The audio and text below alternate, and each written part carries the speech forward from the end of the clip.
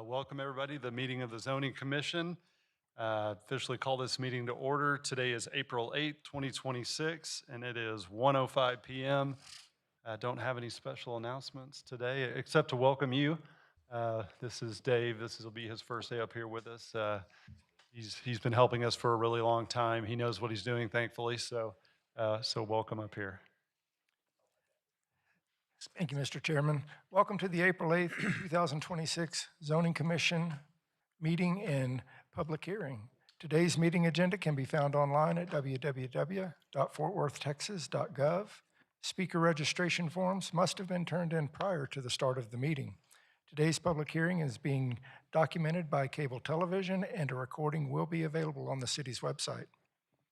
Cases heard at this public hearing are to be heard at the May 12th City Council meeting and public hearing unless otherwise stated on the agenda. To achieve a timely and orderly meeting, the Commission requests that the following rules of procedure be respected. Each case will be called in the sequence listed on the agenda unless otherwise directed by the chair. All ensuing dialogue shall be directed to the Commission only. After staff presentation, the applicant and support will be given a maximum total of 5 minutes to present their case. Opposition may then speak for a maximum total of 7 minutes. At the conclusion of opposition, the applicant will be provided 2 minutes for a rebuttal. At the conclusion of opposition, those that are not able to speak today are encouraged to submit comments or sign up to speak at the City Council meeting. Sign-ups to comment or speak at City Council meeting begin the Friday before the scheduled hearing. Continuation beyond the speaker's allotted time will be subject to the chairman's sole discretion and approval. All other meeting procedures will adhere to board-adopted rules of procedure to the extent possible. Following the official close of each case hearing, the Commission will remain in open session to discuss and vote upon the item in question. During this time, no further public testimony or commentary will be allowed unless directed by the chair. A closed executive session may be held with respect to the posted agenda items to enable the Commission to receive advice from legal staff. For additional information on any case on today's agenda, you may contact the Development Services Department by calling 817-392-8028. Mr. Chair, the first order of business is roll call. The Zoning Commission requires a quorum of 6 members to be present and available for voting. Apologies. Chairperson Raines. Here. Commissioner Mayo. Here. Commissioner Trujillo. Here. Commissioner Welch. Here. Commissioner McCoy. Here. Commissioner Edmonds. Here. Commissioner Robinson. Commissioner Pierce. Here. Commissioner Rogers. Commissioner Werman. Present. Commissioner Castro. Present. With a total of 11 members present, Mr. Chair, we have a quorum. Excellent. Next item on the agenda is the approval of the month's minutes. All right, do we have a motion to approve our minutes from March 11th? So Mr. moved. Chairman, I move approval of the minutes. Do we have a second? Was that you, Commissioner Rogers? All right, we have a motion by Commissioner Edmonds and a second by Commissioner Rogers. Commissioners, how do you vote? Chairperson Raines. Aye. Commissioner Mayo. Aye. Commissioner Trujillo. Commissioner Welch. Aye. Commissioner McCoy. Aye. Commissioner Edmonds. Aye. Commissioner Robinson. Commissioner Pierce. Aye. Commissioner Werman. Aye. Commissioner Castro. Aye. With a vote of 11-0, the Zoning Commission votes to approve the meeting minutes. And at this time, we will open the public hearing and we'll call our first case. First case on the agenda is ZC 25171. This is a text amendment related to Senate Bill 15. The applicant is the City of Fort Worth. The request is, we go back a slide, please. An ordinance amending the comprehensive zoning ordinance of the City of Fort Worth, being ordinance number 21653 as amended, codified as Appendix A of the Code of the City of Fort Worth, amending Chapter 4, District Regulations, Article 6, Residential District Land Use Table, to add small lot housing as a new use under the household living category and allow the use in all one-family districts and establish supplemental standards consistent with Chapter 211 of the Texas Local Government Code. Amending Chapter 4 District Regulations, Article 8 Non-Residential District Use Table, and Article 12 Form-Based Code District Use Table to remove the use titled Governmental Office Facility as a use allowed in CF Community Facilities District and in CBT Camp Bowie Transition Zone, amending Appendix A, Chapter 9 of the definitions, Section 9.101, to add the definition of mixed-use residential and amend the definition of multifamily dwelling to include multifamily residential. All right, thank you. There's no one signed up to speak in opposition for this case, so at this time, I'll close the public hearing and leave it open for discussion or a vote. And again, this is only for Senate Bill 15, the small lot housing. They've removed the other two House and Senate bills. Any discussion?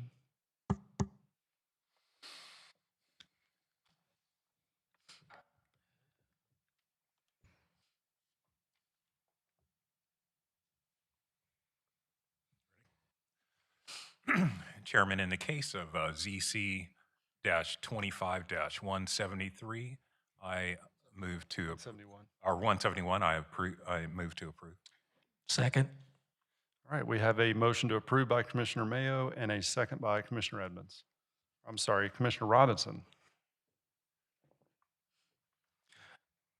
Commissioners, how do you vote? Chairperson Raines. Aye. Commissioner Mayo. Aye. Commissioner Trujillo. Aye. Commissioner Welch. Aye. Commissioner McCoy. Aye. Commissioner Edmonds. Aye. Commissioner Robinson. Aye. Commissioner Pierce. Aye. Commissioner Rogers. Aye. Commissioner Werman. Aye. And Commissioner Castro. Aye. With a vote of 11-0, the Zoning Commission votes to recommend approval for this case.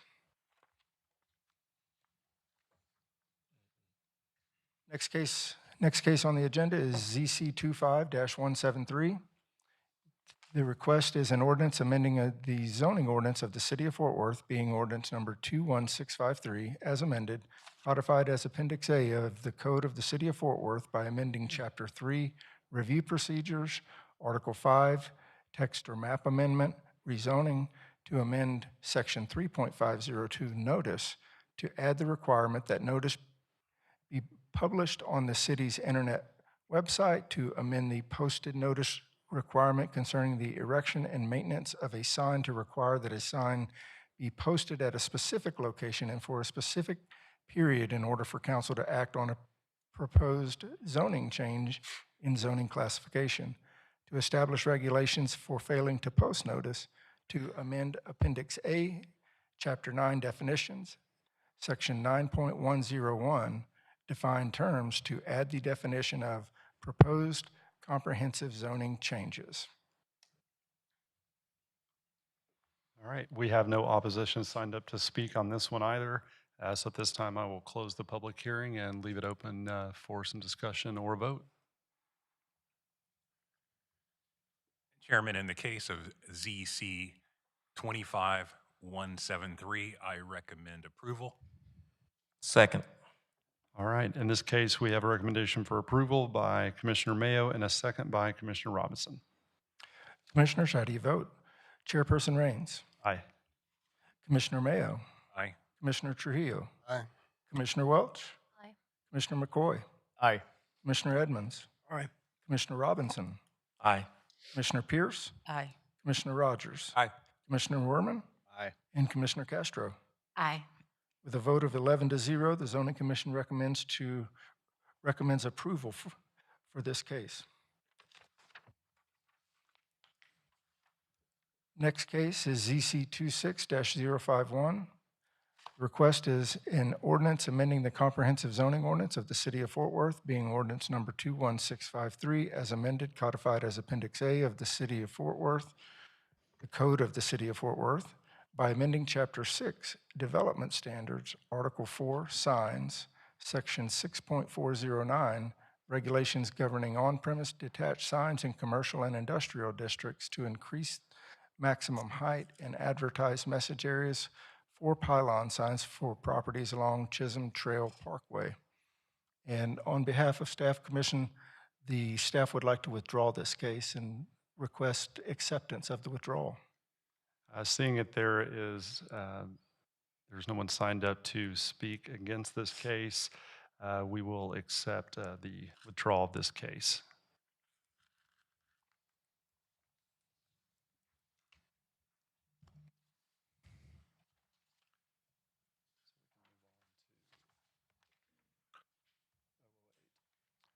Next case is ZC 26-008. The address is 660 Union Stockyards Boulevard. Applicant is Stockyard Hotel LLC, Justin Kaminsky, Brandon Middleton, Kimley Horn and Associates. The request is to add a conditional use permit in SY-TSA-130 Stockyards Transition Swift Armor and SYHCO-130 Stockyards Historic Core for temporary parking lot with a 3-year time limit, site plan included. All right, is the applicant present? If you are, would you step forward?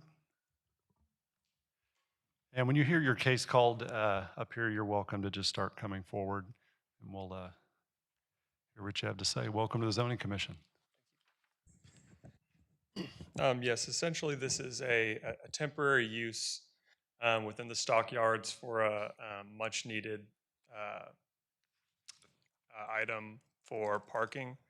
The parking lot would be a temporary gravel parking lot to service the stockyards. We have a few waivers that we will be requesting through UDC, HCLC, and we have had a stockyards DRC meeting.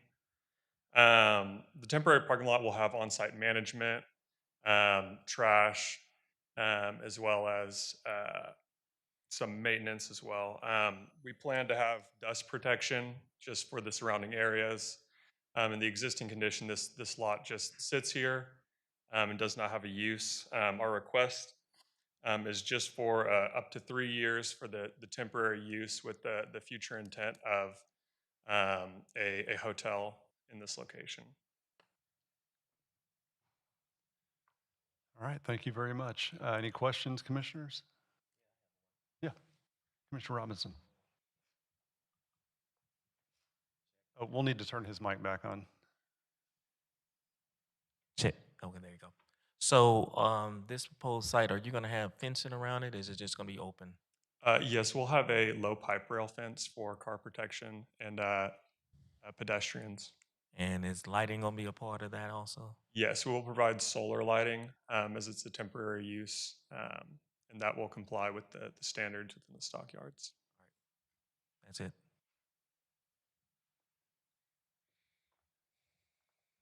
Commissioner Trujillo, I'm you ready? ready to move forward. All right, we'll go ahead and close the public hearing. Thank you very much. No one has signed up to speak in opposition, so we're ready. Yes, for ZZ 26-008, I move for approval. A second. All right, we have a motion to approve by Commissioner Trujillo and a second by Commissioner Welch. Commissioners, how do you vote? Chairperson Raines. Aye. Commissioner Mayo. Aye. Commissioner Trujillo. Aye. Commissioner Welch. Aye. Commissioner McCoy. Aye. Commissioner Edmonds. Aye. Commissioner Robinson. Aye. Commissioner Pierce. Aye. Commissioner Rogers. Aye. Commissioner Werman. Aye. Commissioner Castro. Aye. With a vote of 11-0, the Zoning Commission votes to recommend approval for this case. Next case on the agenda is ZC-26-012. The address is 11091 Chapin Road. The applicant is Mary's Creek LLC, Brandon Middleton, Kimley Horn and Associates, Ray Ojeski with Kelly Hart. The request is from Unzoned. This is connected to an annexation case AX-26-001 to I Light Industrial. Welcome to the Zoning Commission. Hello, Mr. Chairman, members of the commission, Ray Ojeski on behalf of the property owner with this zoning request in conjunction with annexation of the property into the city of Fort Worth. Let me see if I can get us to the, there we go, that's exactly what I'm looking for. Commissioners, if you see the zoning map currently, to the west of this property is PD 625. That is the west side waste transfer station landfill area. Just to the east is some G intensive commercial zoning. The property to the north is property owned by the city of Fort Worth. It was actually sold by this property owner to the city. I don't think it's been annexed yet, but it is owned by the city. And then there is a single-family neighborhood a little bit further to the east that is buffered by, as you can see, the Fort Worth property and some floodplain area there as well. Currently, the property owner has no immediate plans for this property. It's not currently being marketed for sale. They've held it for some period of time.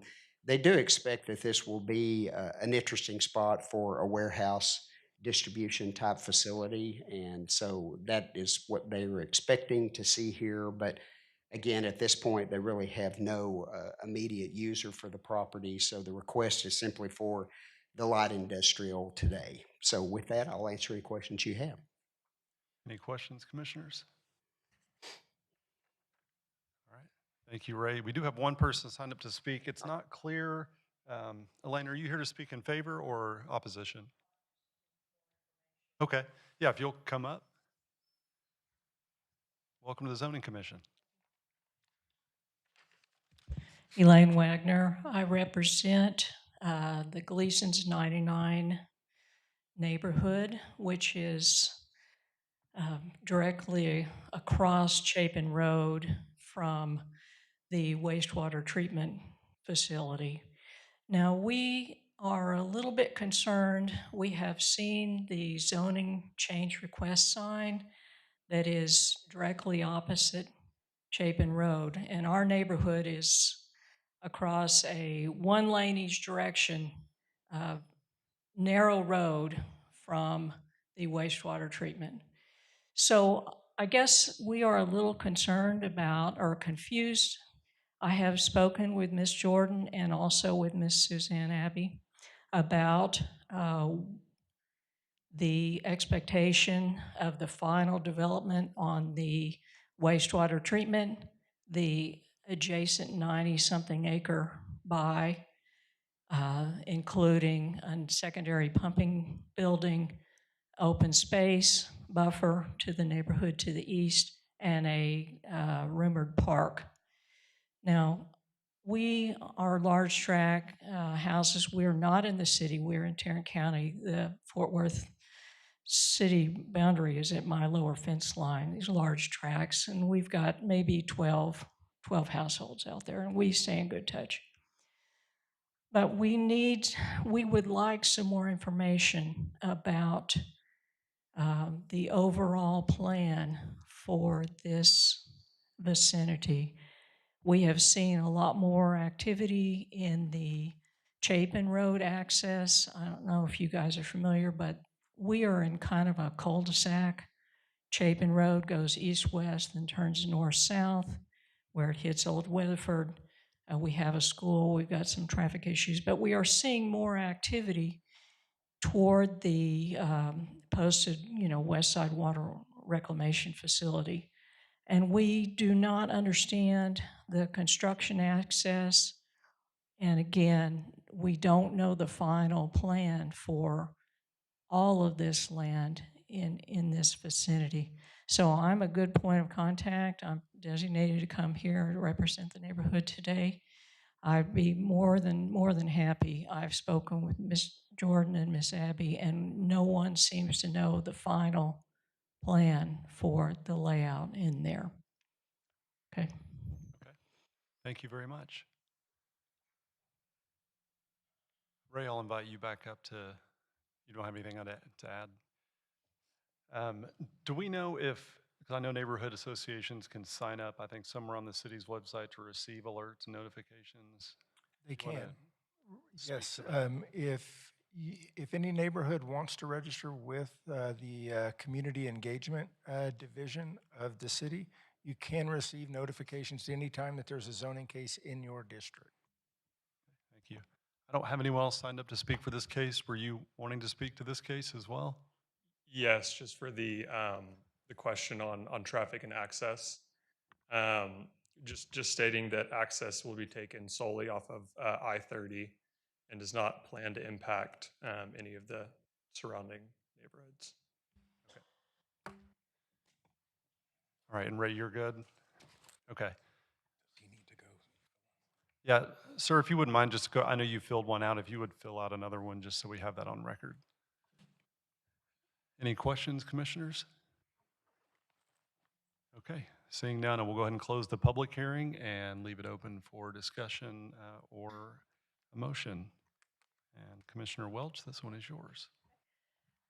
In the matter of the case ZC-26-012, I move for approval.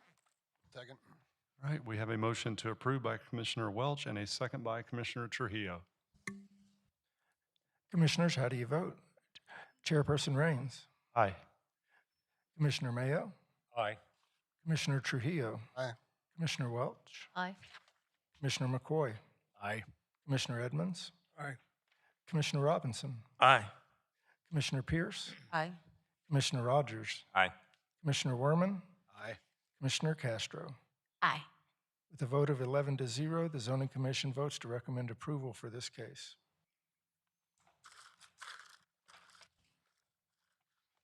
Next case is ZC 26-018. The address is 8900, the 8900th block of River Trails Boulevard. Applicant is Nowtex Facilities Management, LLC, DCG Engineering, David Gregory, PE. Request from AG Agricultural to TLN Trinity Lakes Neighborhood Zone. Welcome to the Zoning Commission. Good afternoon, David Gregory, DCG Engineering, 1668 Keller Parkway, Suite 100, Keller, Texas, 76248.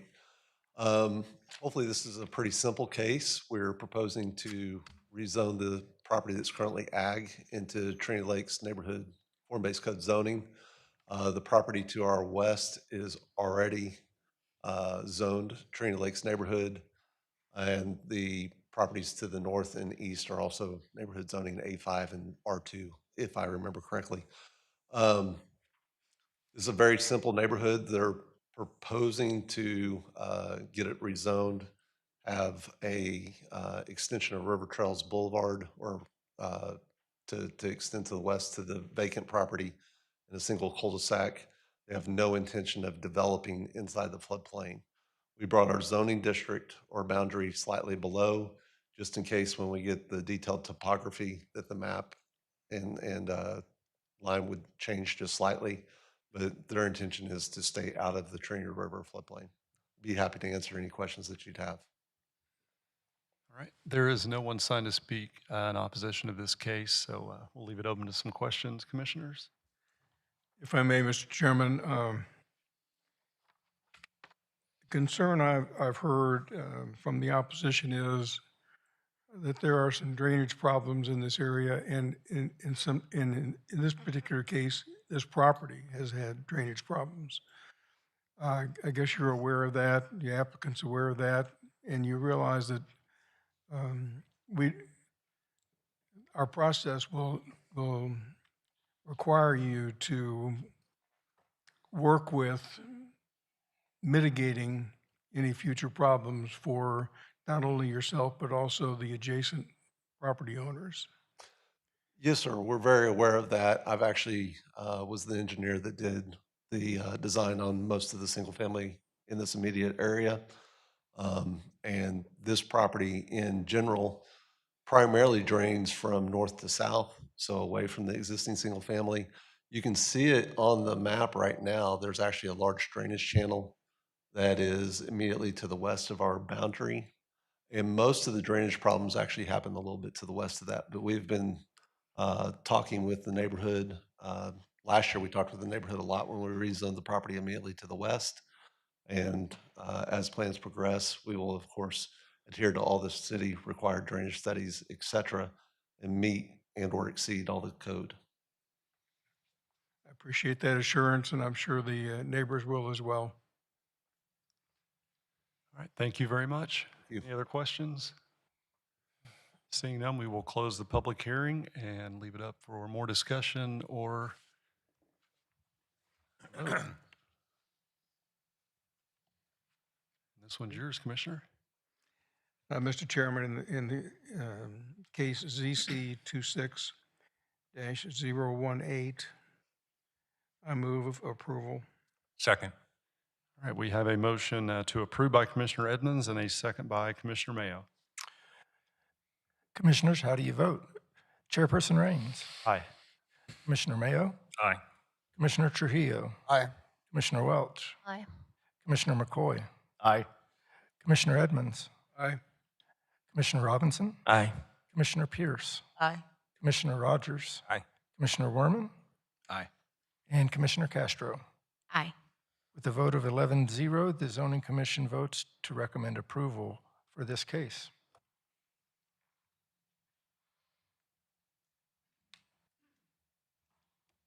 Next case, ZC-26-027. Address is 3608 and 3612 Dexter Avenue. Applicant is Doris J. I'm sorry. The applicant is Leslie K. Doris J. and Arlen E. Purvis Jr., Texas Survey and Engineering, Inc., Caitlin McQueenie. Request is from B, two-family residential, to ER, neighborhood commercial restricted. The Zoning Commission. Thank you. Hello, Commissioners. My name is Teresa McGee. I'm with Texas Surveying and Engineering, and I represent the developers and owner for this site. We are seeking a rezoning from B to ER for a proposed professional building to be erected. It'll be approximately between 5,000 to 6,400 square feet, and it will have on-site parking available. So we're expecting minimal traffic to be increased, and we actually want to update the aesthetic for the neighborhood and kind of clean it up. So if this zoning is granted, they have plans for 4 townhomes to go to the west of this site specifically. Okay. Do you guys have any questions for me? Questions, Commissioners? Seeing none, we do have someone signed up to speak in opposition, so we'll let them come up, and then you'll have 2 minutes to rebut. Good afternoon. My name is Shauna Cisneros. I live at 3875 Lafayette, Fort Worth, Texas, 76107. I am the Vice President of Arlington Heights Neighborhood Association, and am also a member of the association's zoning committee. I am speaking on behalf of the association today. We are opposed to ZC-26-027 at 3608 and 3612 Dexter. Commercial encroachment is one of the top issues in our neighborhood association. With almost no exception, we staunchly oppose commercial encroachment into our historic 100-year-old neighborhood. We were surprised to see this zoning change request filed so soon after last May's extensive rezoning of the commercial properties along the Montgomery Street corridor. But here we are, less than a year later, considering a request to move commercial a little deeper into our long-established residential neighborhood. The city's comprehensive plan, map plan clearly shows the subject properties at 3608 and 3612 Dexter to be residential. The comp plan policy for Arlington Heights reinforces that this area should be protected from commercial encroachment. I am here today to advocate for this commission to follow the zoning ordinance and comp plan and deny ZC-26-027. We do not support approving this rezoning based on the site plan that is included in the zoning change application. The applicant's representative told us that this site plan is subject to change. So it actually promises nothing.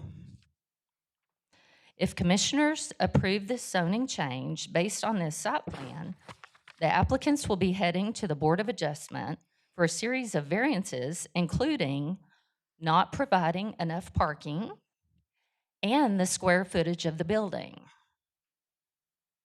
Also, ER zoning allows some uses we believe would negatively impact the residential right next to it.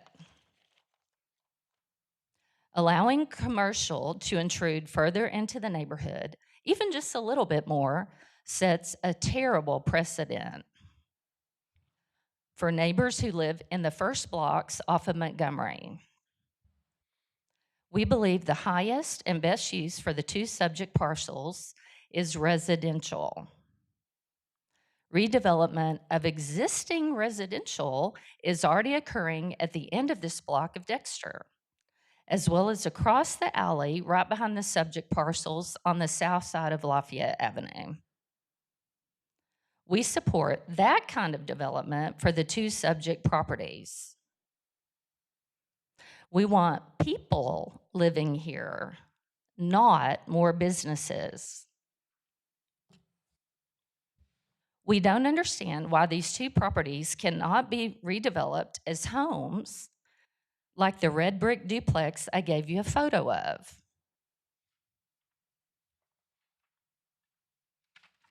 It's just a few doors down on Dexter. Did you get a copy of the photo? Yes. Thank you. Please support Arlington Heights in its efforts to hold the line on commercial encroachment any further into our neighborhood. Thank you. Thank you very much. And now, Ms. McGee, you've got 2 minutes. Absolutely. Thank you again, commissioners. While we do understand and respect Arlington Heights' position on this, I do want to enforce the fact that this area has needed a cleanup in the neighborhood for a while. And there have been several developers who have attempted this and failed because of the zoning. This developer is not only promising to clean up this area in specific, but is also offering new residential units directly next to them. They like the fact that this is a residential area and they feel more secure for their professional office building to go in this location. And we would have attempted the next two vacant lots fronting on Montgomery Street had they been available.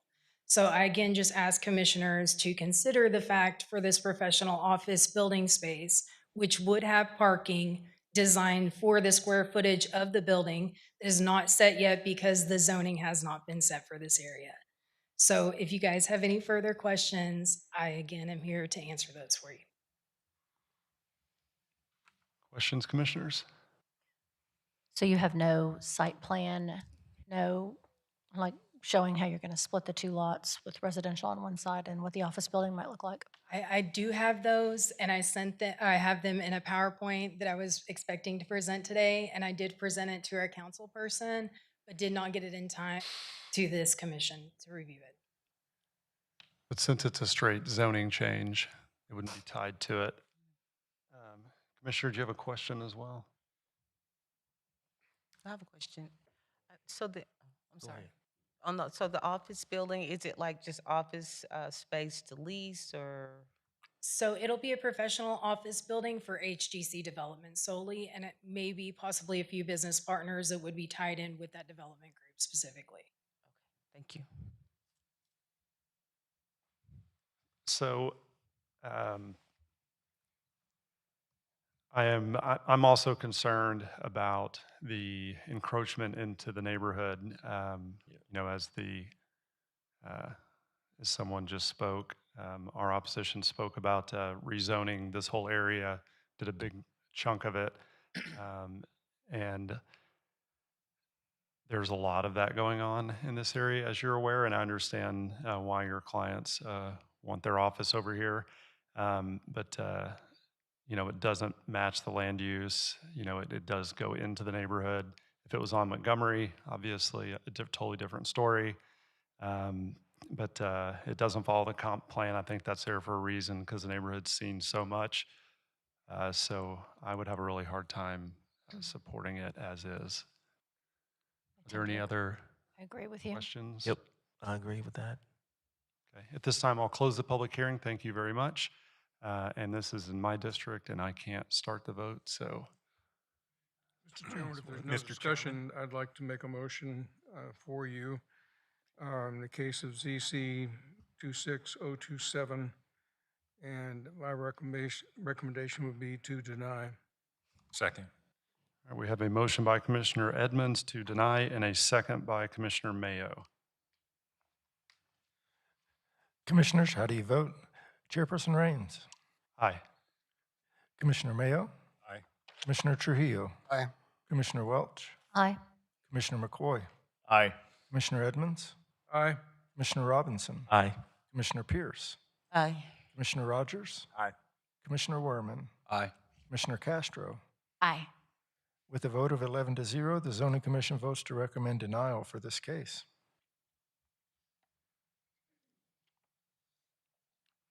Next case is ZC-26-029.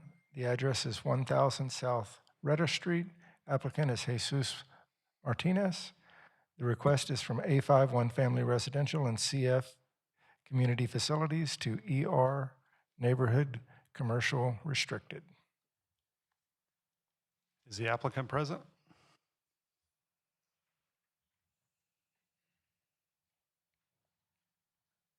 It doesn't look like the applicant is here. And Anybody? I do have someone here, though, speaking in opposition. So, Robin Kelly, are you in attendance? Hello, welcome to the Zoning Commission. Like a Price is Right up in here. On down. You might have to come to the middle. I'm not sure if that mic's on. You can try it. Test. Oh, it's on. There you go. Go for it. I have powers, I know. Good afternoon. My name's Robin Kelly. Do I need to state my address? We Is have that it. official? Yes We or have it. no? We've got it. You can just say your Okay. name. I live literally right across the street from the applicant. And we don't know anything about it. I saw the sign. I called our president of United Riverside Neighborhood Association. I said, hello, what is this zoning about? I don't know. She goes, on the calendar. It's not on the list. I call the number. I get a card.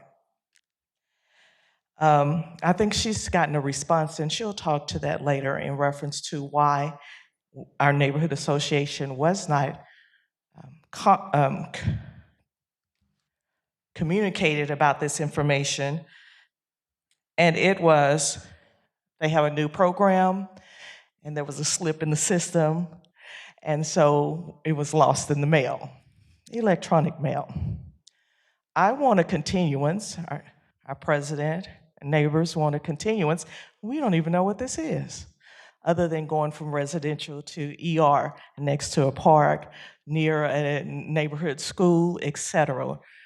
Not in the comprehensive plan of United Riverside to be anything other than residential. So I'm asking for a continuance, number one, but I am it might have been minor in the department. I'm not sure what department it goes under.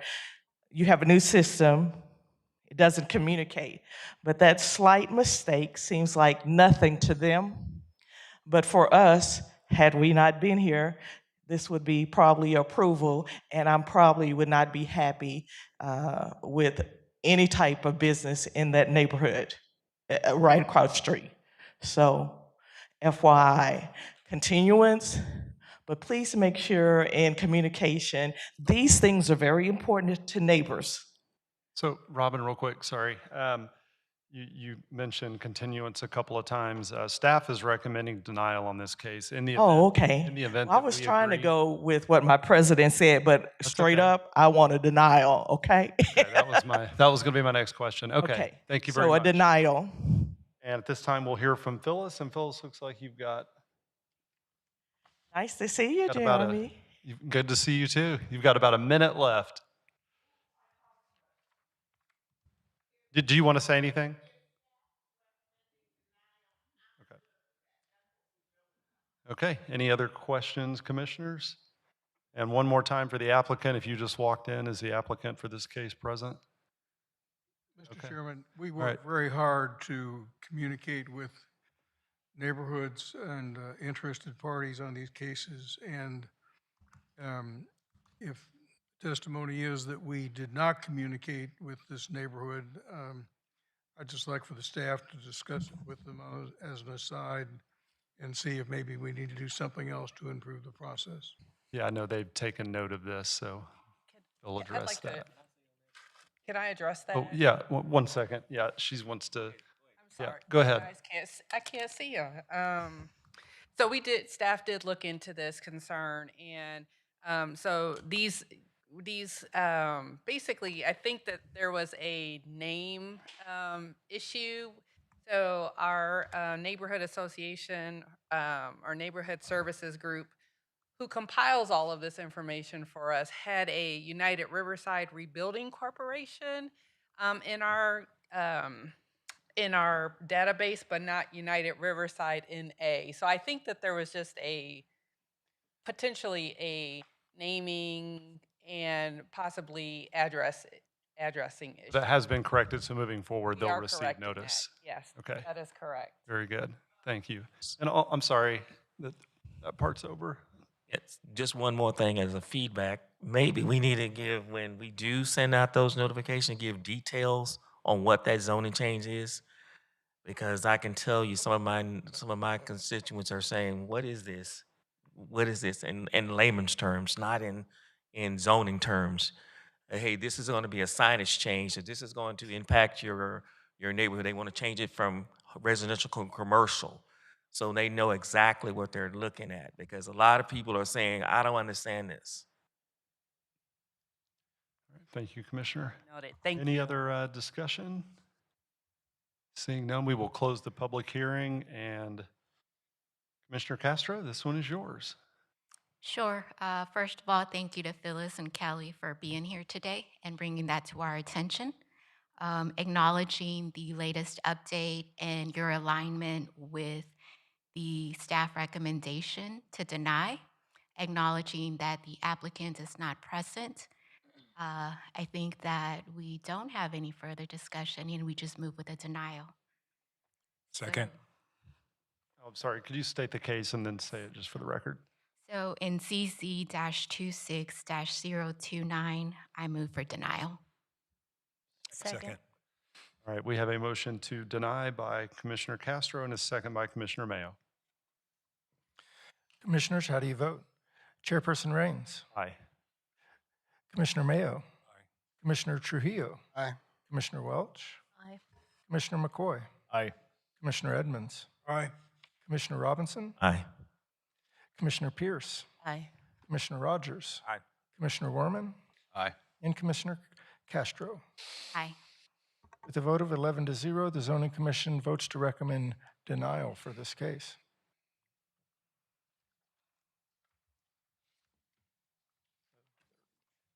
Next case, CC-26-030.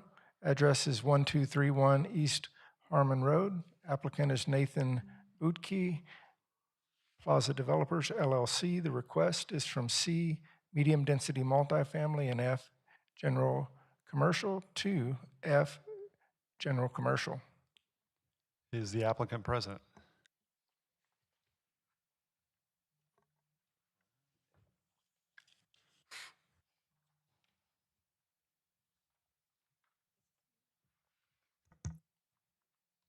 If you have a presentation, you might have to use this one. Do you have something you want to show us?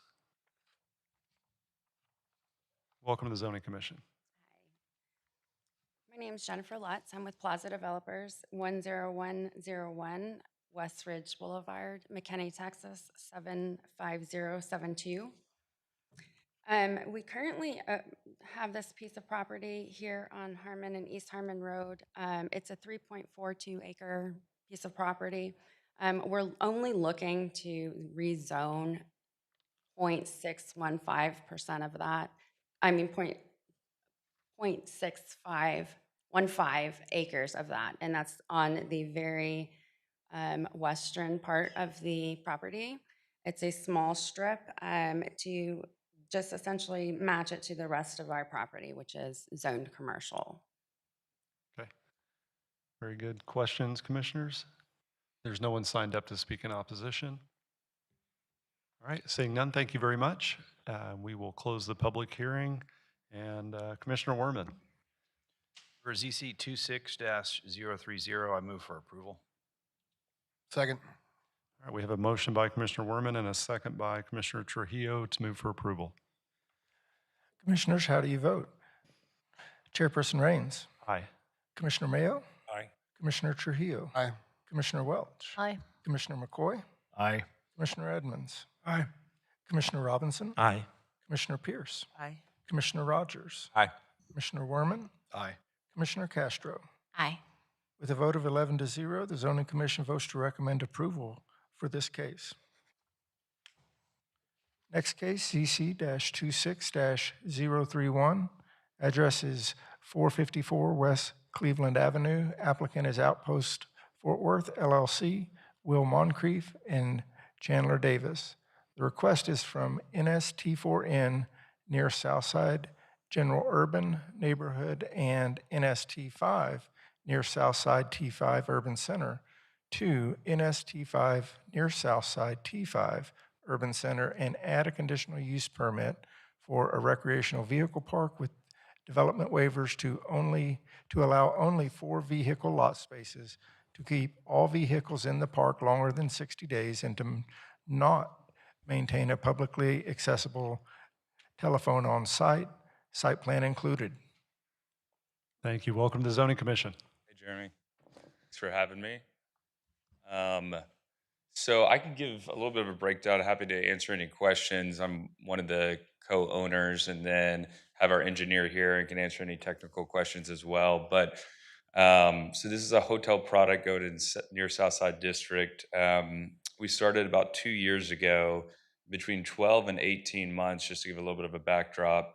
We met with Elizabeth Beck, Justin Newhart, and also Evan Roberts, and did get green lighted the ability to operate these RVs on site. So it's 31 casita units and then 4 custom Airstreams. And so at the time, obviously before Justin Newhart's departure, he was running with the process of either getting administrative approval or running this through zoning commission.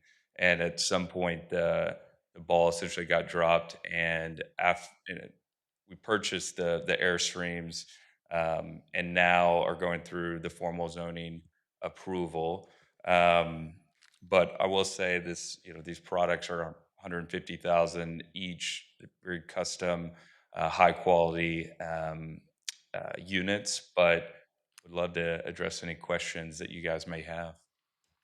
Yeah, I think we have some here. And there is no one signed up to speak in opposition, so y'all are free to ask the applicant questions. So the ball drop you referred to, was that the miscommunication, lack of communication with regard to the fact that they didn't meet building standards? So to my knowledge, we were always going to have to go through a zoning change for those particular units. So they were on a different permit than the 31 casita villas. At the time, Justin Newhart, in the meeting with Elizabeth Beck's approval, Evan's, agreement and approval, we were going to have to seek that zoning change. And upon his departure, I guess the application never got processed. And so that is, frankly, we took responsibility in that as well. But that essentially is what happened. And the point of me telling is just that this isn't something that we're trying to push across now. Like we went through the proper channels initially. We're given the green light, purchased these, got them set up, installed, and then found out later that they needed that we needed to go through this formal process. And so that's kind of where we are now. But So, So- were you aware that the trailers didn't meet the minimum building standards? for the standard building code, correct? Yes, sir. Okay. But you moved them on the property despite knowing that? Yeah. Is there anything on the like from a technical perspective on No. what was allowable? No, because when we looked at it the first time, we didn't know how to actually request for that variance. So we didn't know which channel to actually apply for. So that was in the court, and I kind of came in midway through figuring out what we're needing and what application we need to apply for to get the Airstreams permitted and have COs. But you had met with your council rep and city staff in planning and development, so they had advised you needed zoning. Yeah, it's just not which Change. avenue to go for them. So this is where we're at now, going through and requesting the few variances to allow the recreational vehicles on the site. And like we Mr. talked Chairman. about in our pre-hearing, it sounded like the person that was initially charged with this case got shuffled around, and perhaps there was a ball dropped there. They were going to look into some solution, then that just never happened. Is that right? That is correct. Okay. Mr. Yeah. Chairman? Yes, sir. I had a question. It's kind of an unusual product. We don't see this very often. It's new. Can you kind of describe, since we're talking to the public here as well as commissioners, what you're intending to do here, how it operates, what you envision will happen once you open? Yeah, I'll take that. So, so my line of business is in operating boutique hotels, and so this is a independent boutique hotel product. It's consistent again of 31 550 square foot casita villas that are designed to be rented out, overnight. And then it's comprised of a large courtyard area in the middle of the perimeter of the project that does have the 4 Airstreams, and in between, it's a little bit of an outdated picture, but you've got all the landscaping, you've got pathways, you've got fire pits on each side, you've got the string lights, and what we're really trying to set is just like this immersive experience for our guests. But traditionally, it's allowable for extended stays because these casitas have full kitchenettes in them. But the product is certainly designed for more of the traditional hotel type guests. And obviously, we're catering to the proximity to downtown, the convention center, the hospital district, working with several of the folks in the wedding planning space as well. And then we've worked very, very closely with Mike Brennan and Megan Henderson in Near South Side, and they're super excited about the product. And yeah, and so it's unique in the fact that it does have a different approach. It's not in a singular, 2 to 4 story hotel building. We've just split up our units to having exterior entrance exits. And the Airstream, initially, probably more information you need, but we were looking to do like a pool and some more community space in the middle. But due to like a gas line going throughout, that's when we started looking at what would be a fun and unique and different way for our guests to be able to experience the property. And that's where the Airstreams was brought on. And Elizabeth loved the idea and thought it was something cool and unique that could be different for Fort Worth, especially for Near South Side being an arts district. And so that started like the conversations, and that's where we continued to get more and more confirmation that we were good with this particular concept. But again, the Airstreams only make up 4 of the total 35 doors, 35 units. So being that this is so unique, I'm sorry, do you have a follow-up? If I could just follow up a little bit. So there's an office, you have an office, and do you have a community area, a room or something? Is there any kind of, is there a swimming pool? Are there hot tubs? Are there? There are no hot tubs and there's no pool. There's a pickleball court. There's 2 fire pits. There's yard games. There is an office, so we'll always have on-site personnel. We have a hotel manager as well as hourly folks that rotate, and then we have a security guard in the evenings. It's also fully secured and perimetered, so it is fully privatized and fenced off across the entire project. Is it a single entrance? There's actually multiple entrances. So the main entrance is on the top right corner off of Cleveland Avenue. That street actually dead ends. To the right of that Cleveland is the UT Southwestern 411 parking lot. And then on the corner there, in that true top right corner, we have an entrance right there with a monument sign, a bunch of like really pretty landscaping. There's a bunch of cactus and different bushes and things. There's a very cool mural that we got custom made. And Soma, Hotel Soma is what it's called, is representative of obviously South Main Village. So we brought in local artists. Every single casita's got local Fort Worth artists that we're doing a consignment and residency program with. We've got murals throughout the project. But the main entrance, to answer your questions, top right, there's also an entrance on the far left side. And then we have man gates in between where the parking sections are. So all of these like hammerhead entrances on Cleveland and Galveston, as you go to the left and right perimeters of the project, those are parking. And there's a man gate that's by code to enter and exit.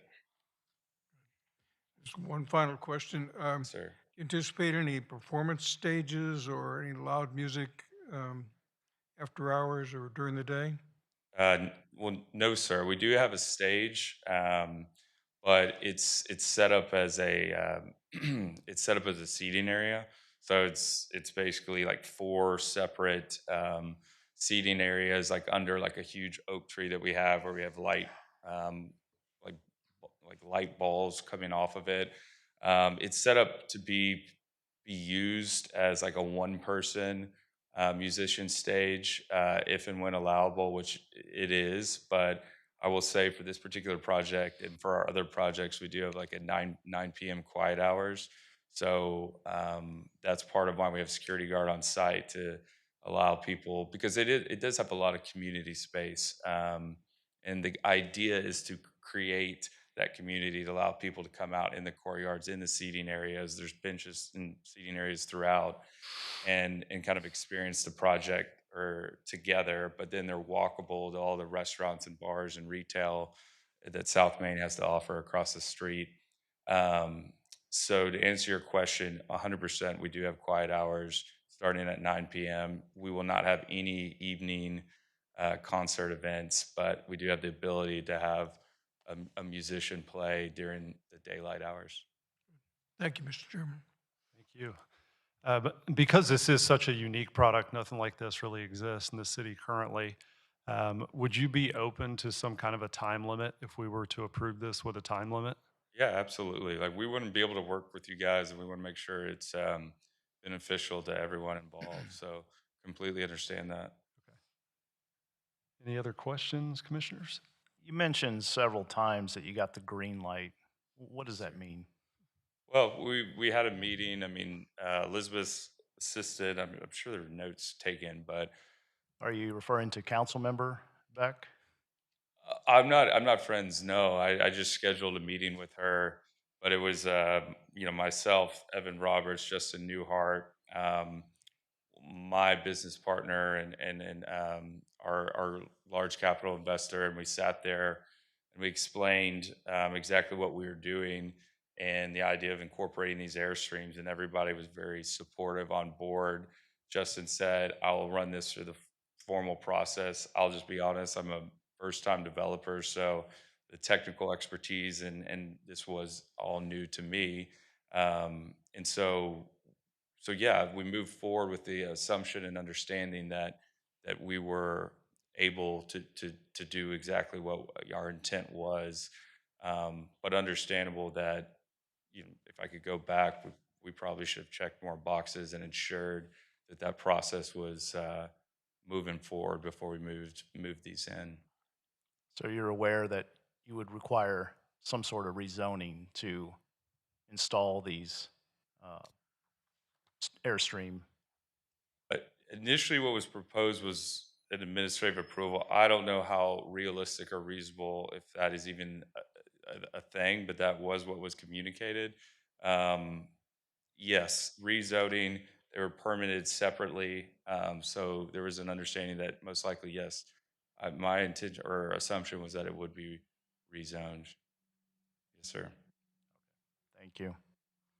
You said your business is boutique hotels. What other boutique hotels are you involved with?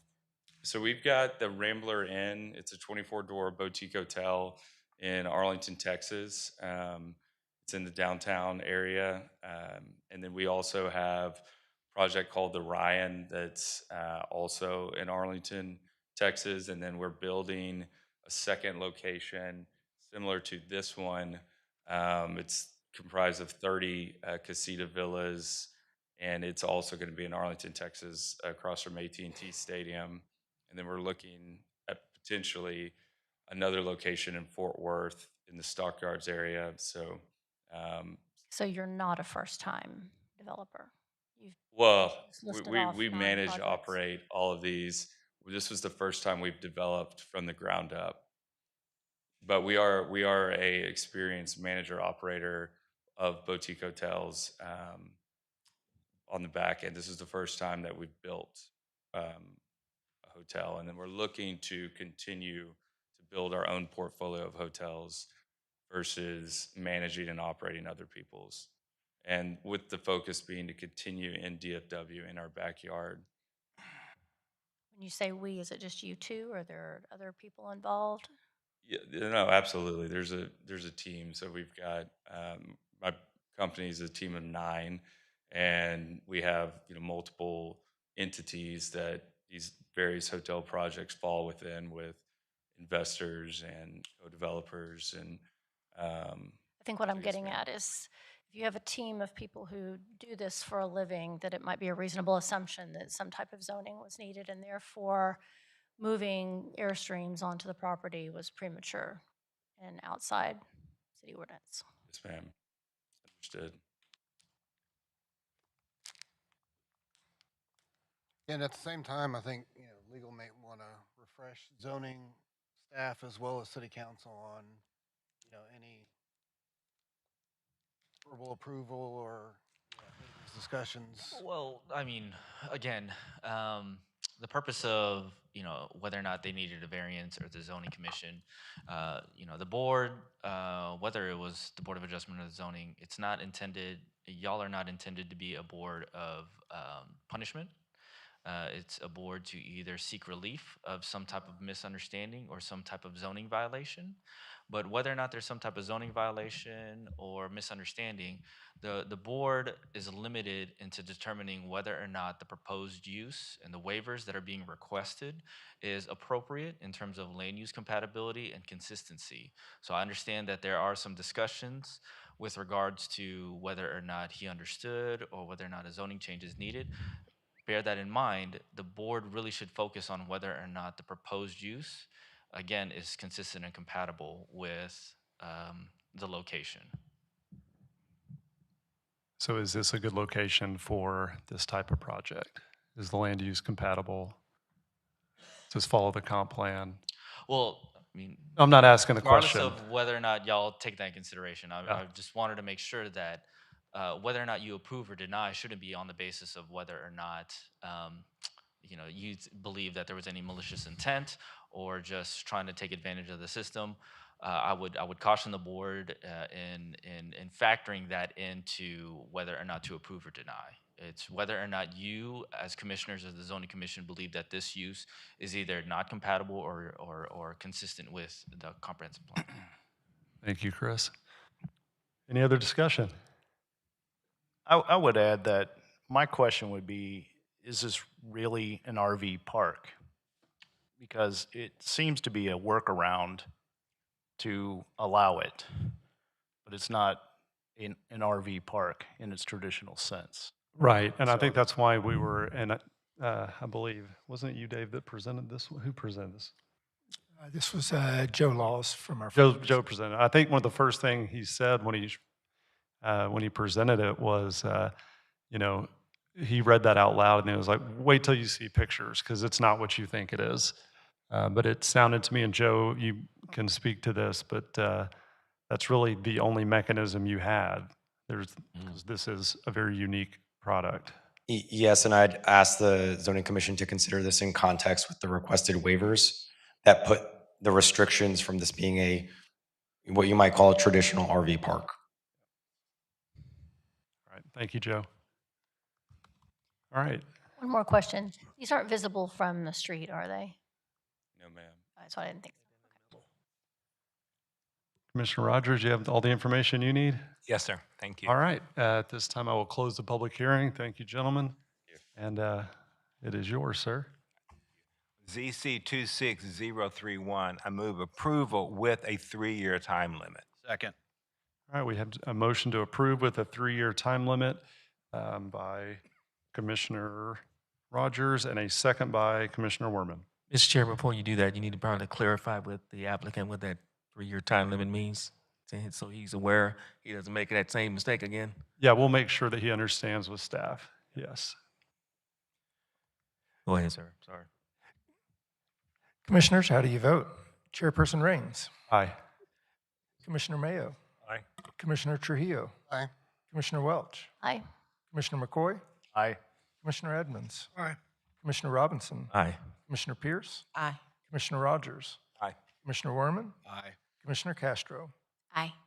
With a vote of 11-0, the zoning commission votes to recommend approval for this case with a 3-year time limit. Next case is ZC-26-033. Address is 1727 Belsize Terrace. Applicant is Herman Munoz and James Walker. The request is from A5 one-family residential to B two-family residential. Is the applicant present?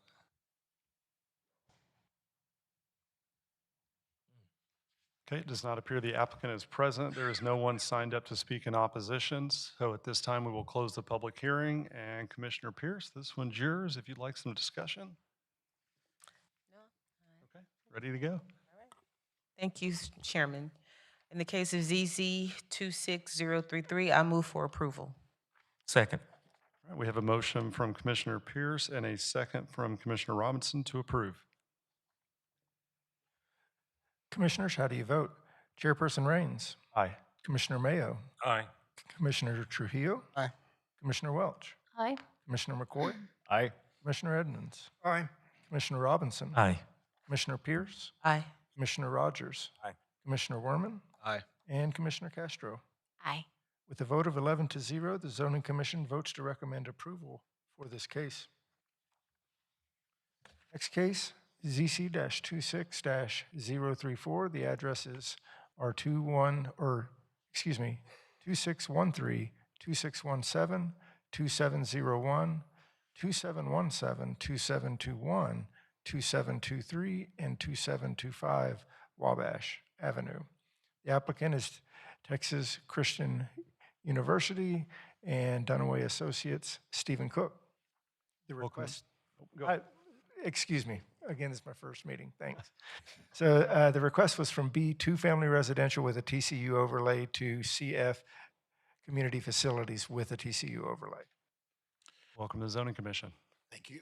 Excuse me. Thank you, Commission. I greatly appreciate it. Again, my name is Stephen Cook with Dunaway Associates, representing TCU on this zoning case.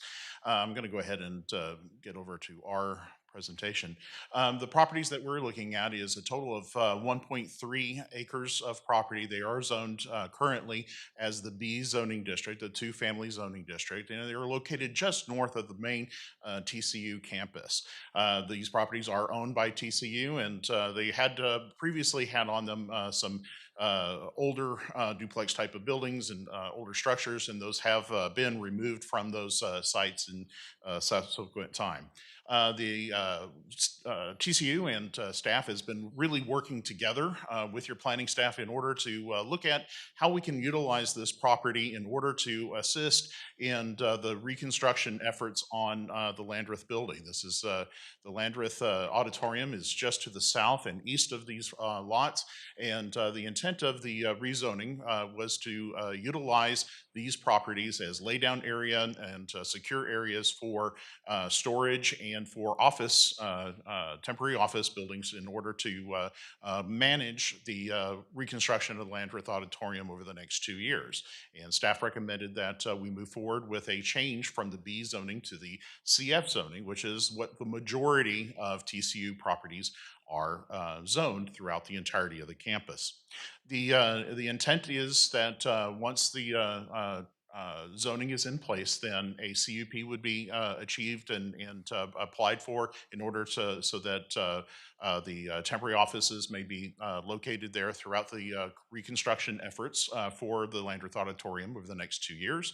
And then following that, there is nothing specific. There is long-range plans for TCU, but the CF zoning is very specific in how it affects the adjacent properties in height restrictions, as well as in particular to adjacency to residential zoning. So we feel that the TCU is going to make sure that it complies with all of those standards and that these lots are going to be into the future. But there's nothing that is specifically planned for these lots other than being utilized in support of improving the auditorium structure itself.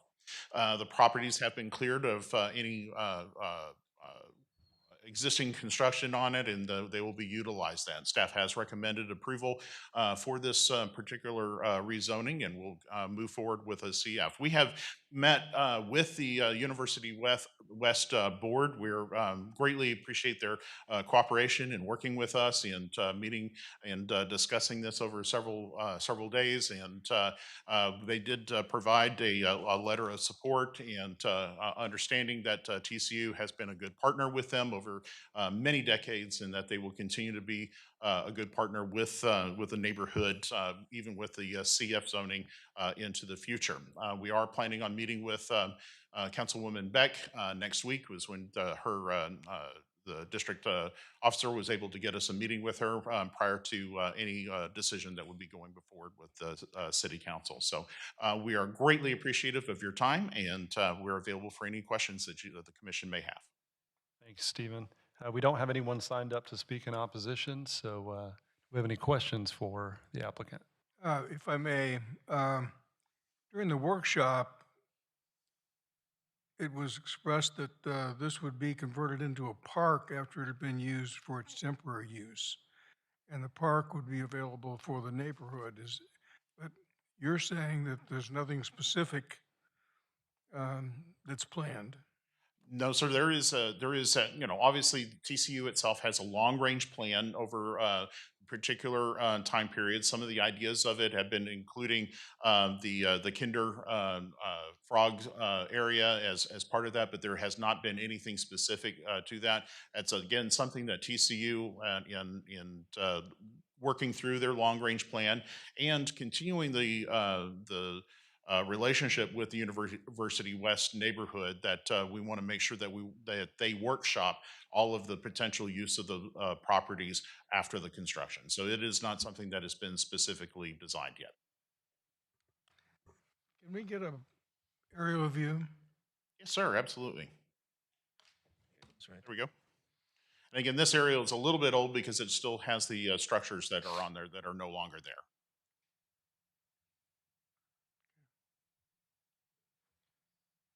So it does abut on other residential properties.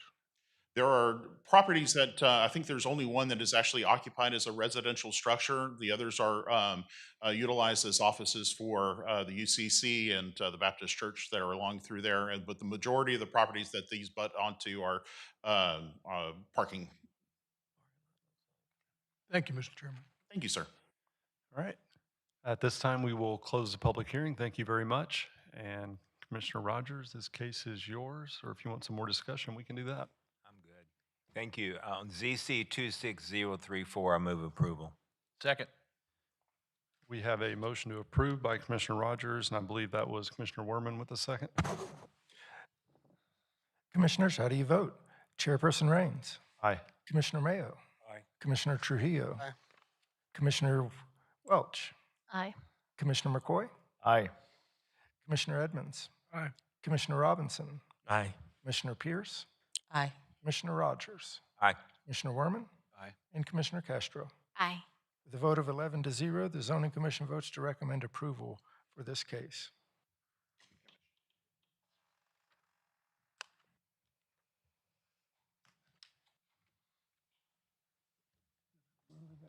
Next case, ZC-26-035. Address is 2606 Impel Street. The applicant is Cowtown Properties and Troy Kunkel. The request is from PDCR, Plan Development for All Uses in CR Low-Density Multifamily with specific development standards for open space setback adjacent to one-family residential, fencing location, building orientation, and a waiver to the multifamily development submittal site plan approved in A5 one-family residential. 2, PDE, Plan Development for All Uses in E Neighborhood Commercial as amended, plus warehouse, site plan included. Welcome to the Zoning Commission. Thank you. Good afternoon. This property was a neighborhood commercial building. It was originally a Family Dollar, later converted into a church. And the church was wanting to build some tiny homes on the little grassed area back towards the railroad tracks. So they rezoned it a couple years ago to multifamily to allow that to happen, because it didn't matter what the commercial building was zoned because they were using it as a church. They have since sold to me, and now the commercial building is unleasable because it's zoned multifamily, and we're asking for it to be turned back into neighborhood commercial building so we can get it leased up. We do have a tenant interested in leasing the building, but obviously we have to change it to the appropriate zoning. Questions, commissioners?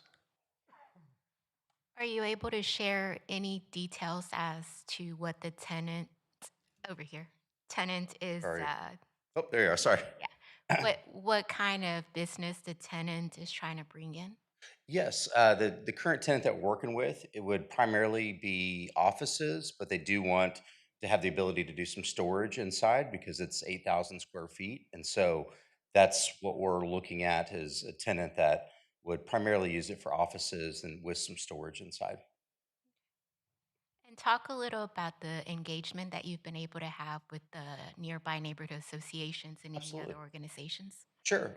Yes, we've reached out to several neighborhood associations, and both have been in favor of what we're trying to do and agreed with changing it back to the neighborhood commercial zoning.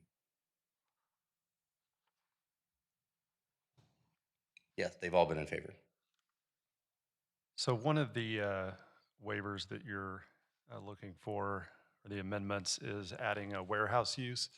Are you planning on there being any 18-wheeler access? No, sir.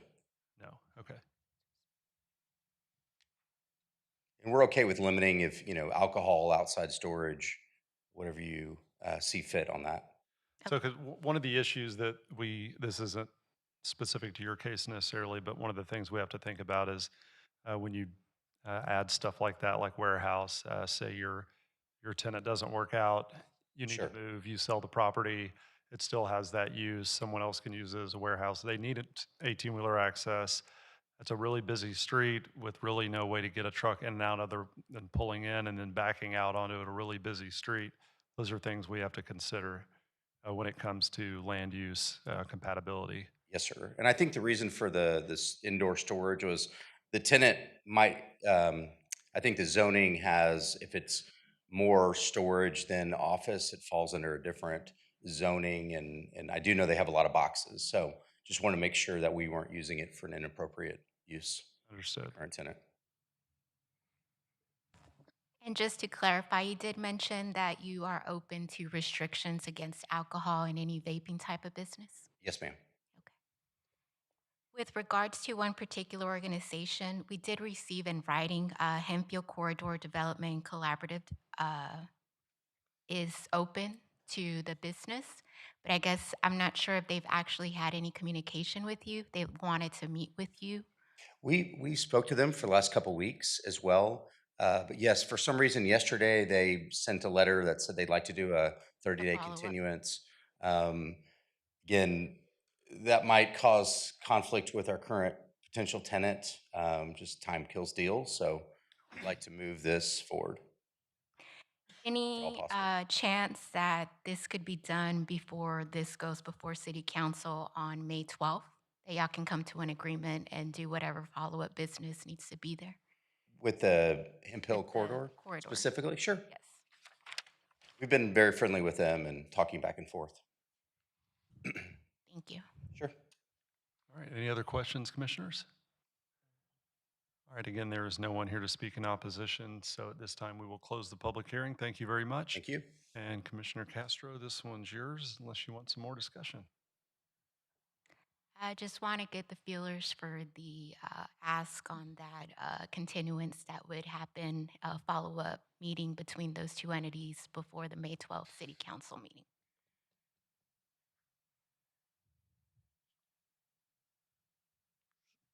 All good with that? Or- So we're Yeah, gonna do you ask not, you don't feel like there's been enough communication? Is that what your concern is? Yes, definitely want to make sure that they're all on the same page. Perhaps this is new information on the intent of the potential tenants that are coming. Yeah.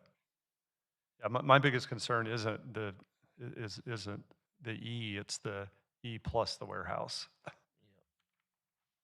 If it was straight E, that'd be a little easier to swallow, but with the warehouse. Well, and council is almost 5 weeks away. It would They be do May have time 12th. to coordinate and speak. I mean, maybe this is something that goes just to council for their decision. Would any of their discussion change your ruling? Commissioner, do you think? I don't think so. I think that the applicant seems to be aligned with the ask that everyone involved wants. Yeah, and I tend to agree with Commissioner Welch that 5 weeks is plenty of time for them to get together. And like you said, the applicant said, time does kill deals.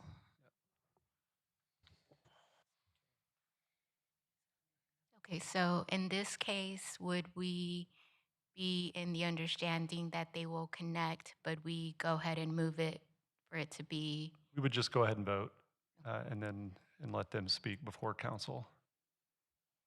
They can always go back to the council and have that discussion. We're just going to make a recommendation.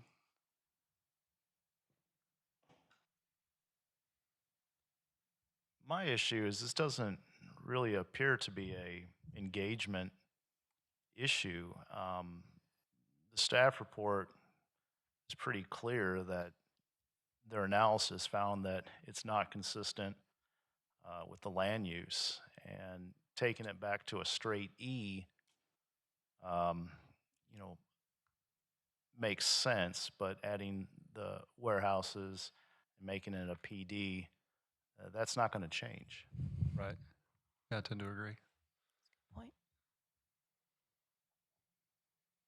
This is a unique building that's been before us multiple times, and Yes, it's it sat has. there vacant, just basically due to its size and construction type. Yeah. And it is an odd lot. It's, I thought he indicated that he was willing to remove You want me to bring him back up here and ask? Can the applicant step forward again so we can clear up one thing with you? So the question is, would you be opposed to us removing the plus warehouse amendment? The tenant that we have, like I said, has a lot of boxes in storage, and so I just didn't want to, sign a lease with them, and then they have. Can you Understood, yep. If you clarify need the it- percentage of office per warehouse? Can you clarify that again for me? On what the E would allow? If you need the warehouse, you should probably leave it and then let us make a recommendation, then let it go to Okay. council. I'd like to keep it then, yes, sir. Okay. All right. Okay, I still need clarification from go ahead. Sanity. So we're voting to keep it as, or we want to make it just a recommendation for just E? I mean, you can make your motion however you want, but it sounds like he wants to keep it. So he'd prefer to keep it in his. A city council. Yeah. Well, and he asked and about boxes and stuff, and the attorney's like, I don't, it's not for us to decide here.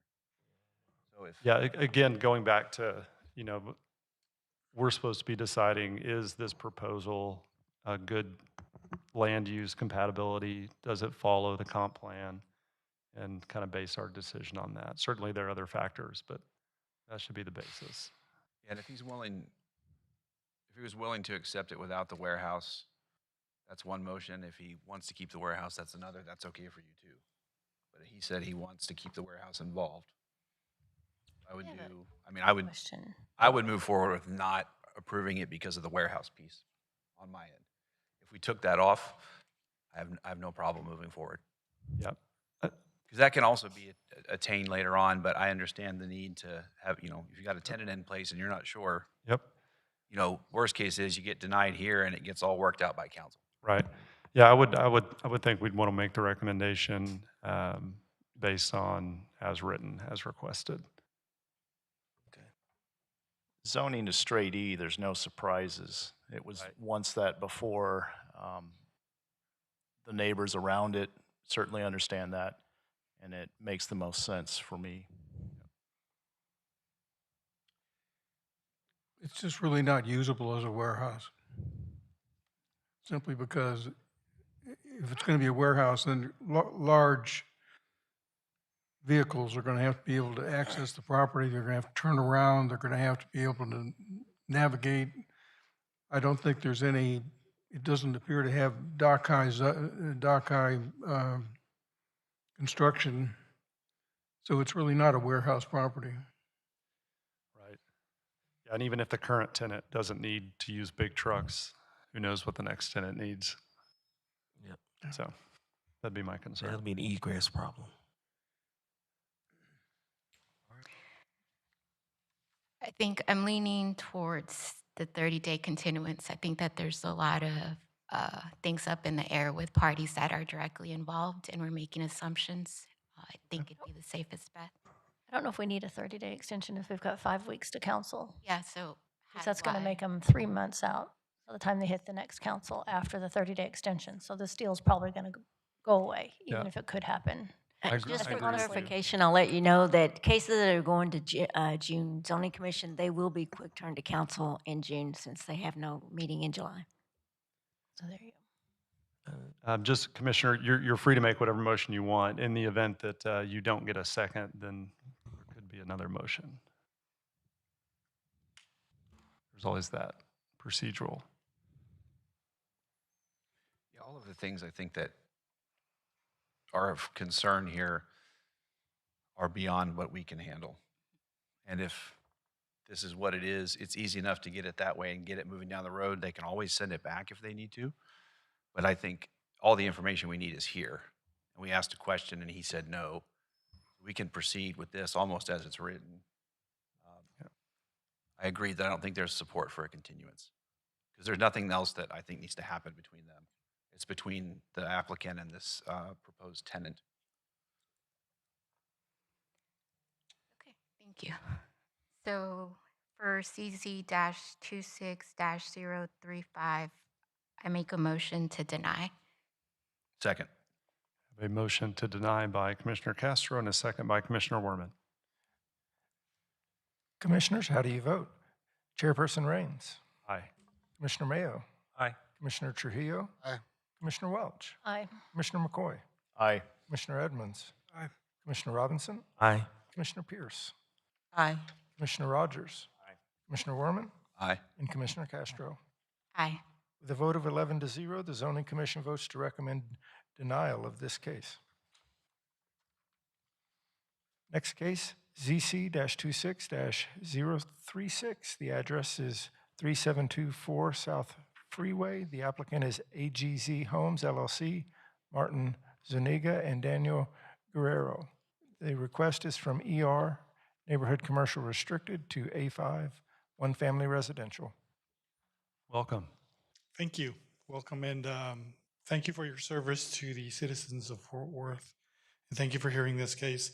The staff report was, I'm not going to add anything to what was written, just a couple of points is that the reason we're requesting a zoning change is simply because, obviously because it's ER. Secondly, the house has been empty enough to where the property owner and contractor would not qualify for legal non-conforming at this point. So he couldn't use it as a residential under a grandfathered ordinance. Secondly, in the scenario where he would have qualified, that is a very small two-bedroom home that under the legal non-conforming ordinance would not be able to expand the footprint of the home.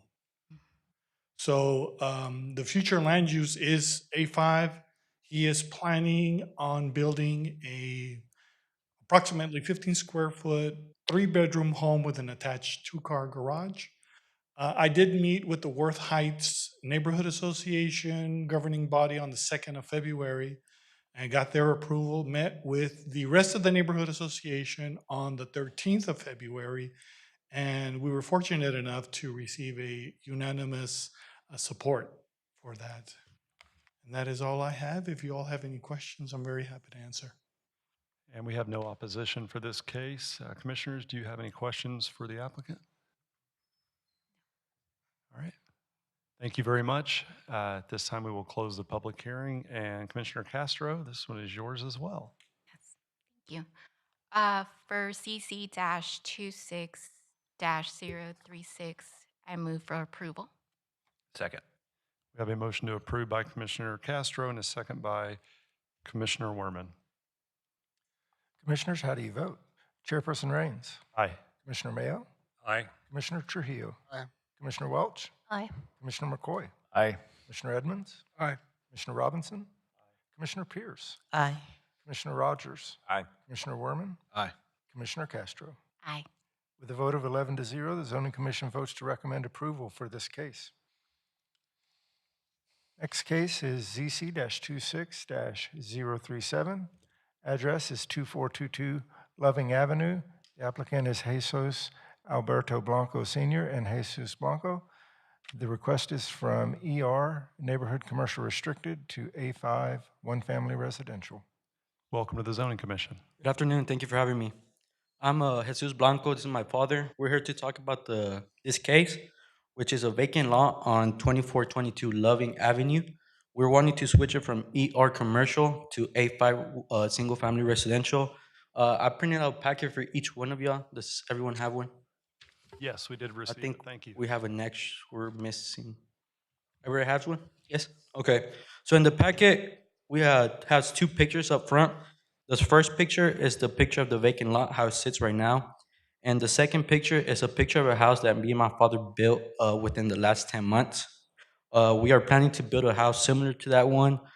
We are planning to upgrade it a little bit, make the master bedroom a little bit bigger, and cosmetic upgrades. Within the packet, I have provided a plat. In the plat, you can see the lot size, which is 50 by 140, 7,000 square feet. All the neighboring houses are the same size.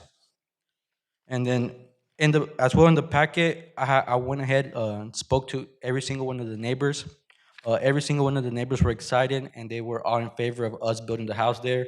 I went ahead and got their signatures for y'all. And yeah, I did add some pictures. No, I think I went too far. Sorry. But yeah, that's about it. If I'm open to any questions. I don't have a question, but I'm impressed with what you provided us and your efforts going to your neighbors. And yes, sir. It was a pleasure meeting each one of them and getting to know them, since we're going to be there for a couple months, and getting familiar with them. Any questions, commissioners? We don't have anybody signed up to speak in opposition, so thank you guys very much. Thank you for having us. And at this time, we will close the public hearing. And Commissioner Trujillo, this one is yours. For ZZ 26-037, I move for approval. Second. We have a motion to approve by Commissioner Trujillo and a second by Commissioner Werman. Commissioners? Wasn't you? Who was that? I'm sorry. That was Matt. By Commissioner McCoy, my apologies. You can take the credit, it's fine. No, you locked it in. It's locked in. Commissioners, how do you vote? Chairperson Rains. Aye. Commissioner Mayo. Aye. Commissioner Trujillo. Aye. Commissioner Welch. Aye. Commissioner McCoy. Aye. Commissioner Edmonds. Aye. Commissioner Robinson. Aye. Commissioner Pierce. Aye. Commissioner Rogers. Aye. Commissioner Werman. Aye. Commissioner Castro. Aye. With a vote of 11-0, the Zoning Commission votes to recommend approval for this case. Next case, ZC-26-038. The address is 9100 South Hewland Street. Applicant is Crowley ISD, Philip Varagesi. Request is from AR, One Family Residential, R2 Townhouse Cluster Residential, and E Neighborhood Commercial to EDCF, Plan Development for all uses in CF community facilities excluding golf course and country club, and allow one electronic changeable copy sign on McPherson Boulevard and one on Hewland Street across the street from A5 or B zoning districts with development standards for 32.68 square feet of electronic changeable copy, which is 76% of the sign area. Site plan waiver requested. Welcome to the Zoning Commission. Good afternoon, Chairman and Commission members. Philip Verghese with Teagnall and Perkins representing Crowley ISD.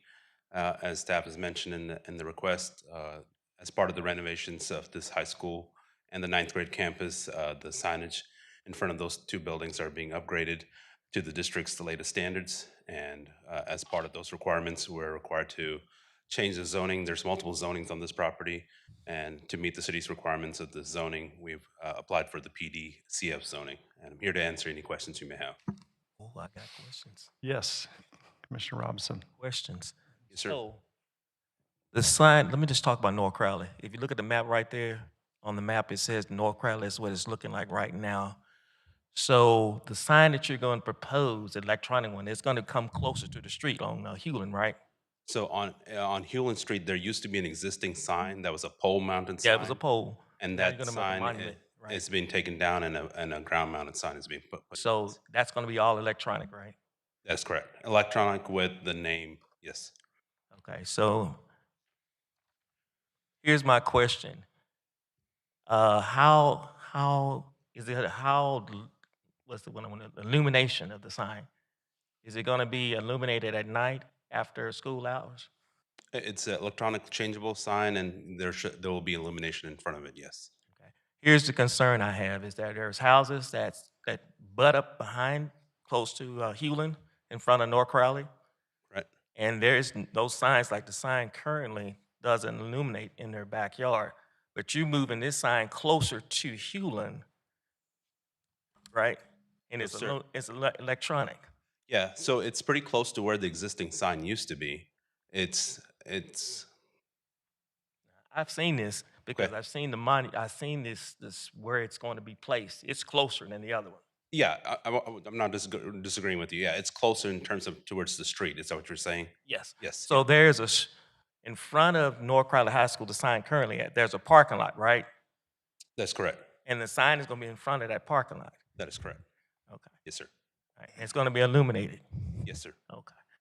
So my question, have the neighbors talked, you talked to the neighborhood that butts up on that? I would have North to Crowley? check back with the district and find that out, but I believe they've either, I'm not sure if they've communicated with the neighborhood. That's the concern I have, because you've come before us before for Crowley Middle School. It was 2 months ago, 2 or 3 months ago.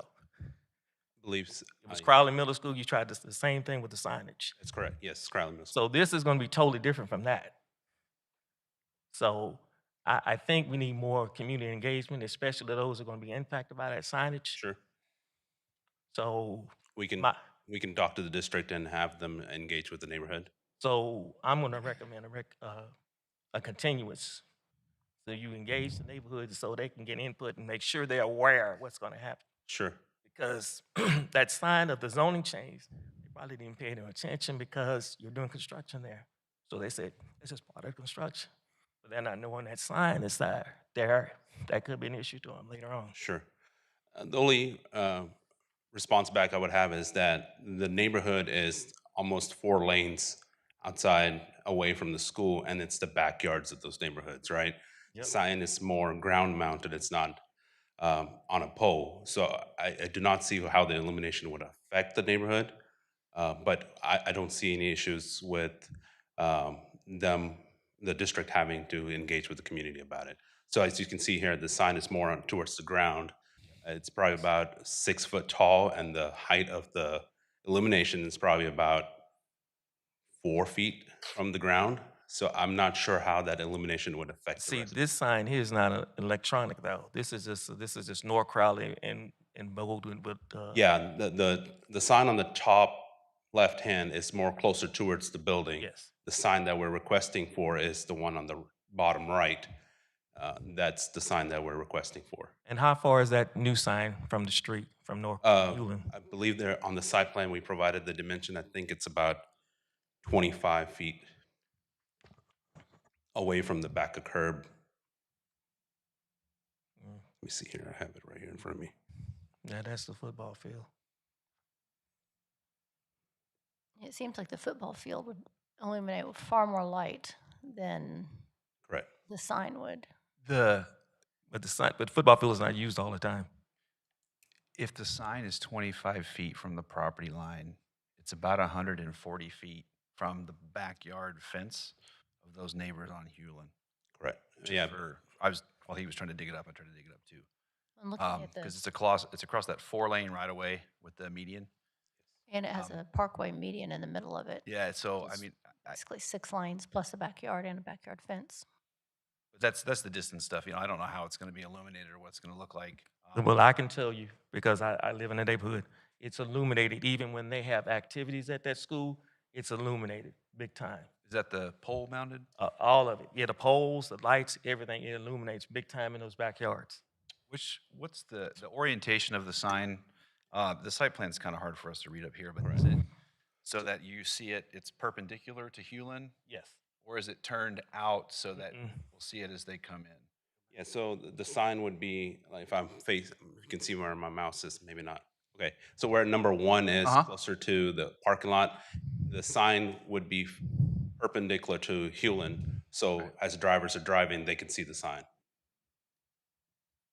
It's two-sided, right? So it's So it's facing the oncoming and passing traffic. So it's not facing the houses. backyards. it's not facing the backyards, correct? Okay. Okay. Wait a minute. You said it's not facing the backyards? That's correct.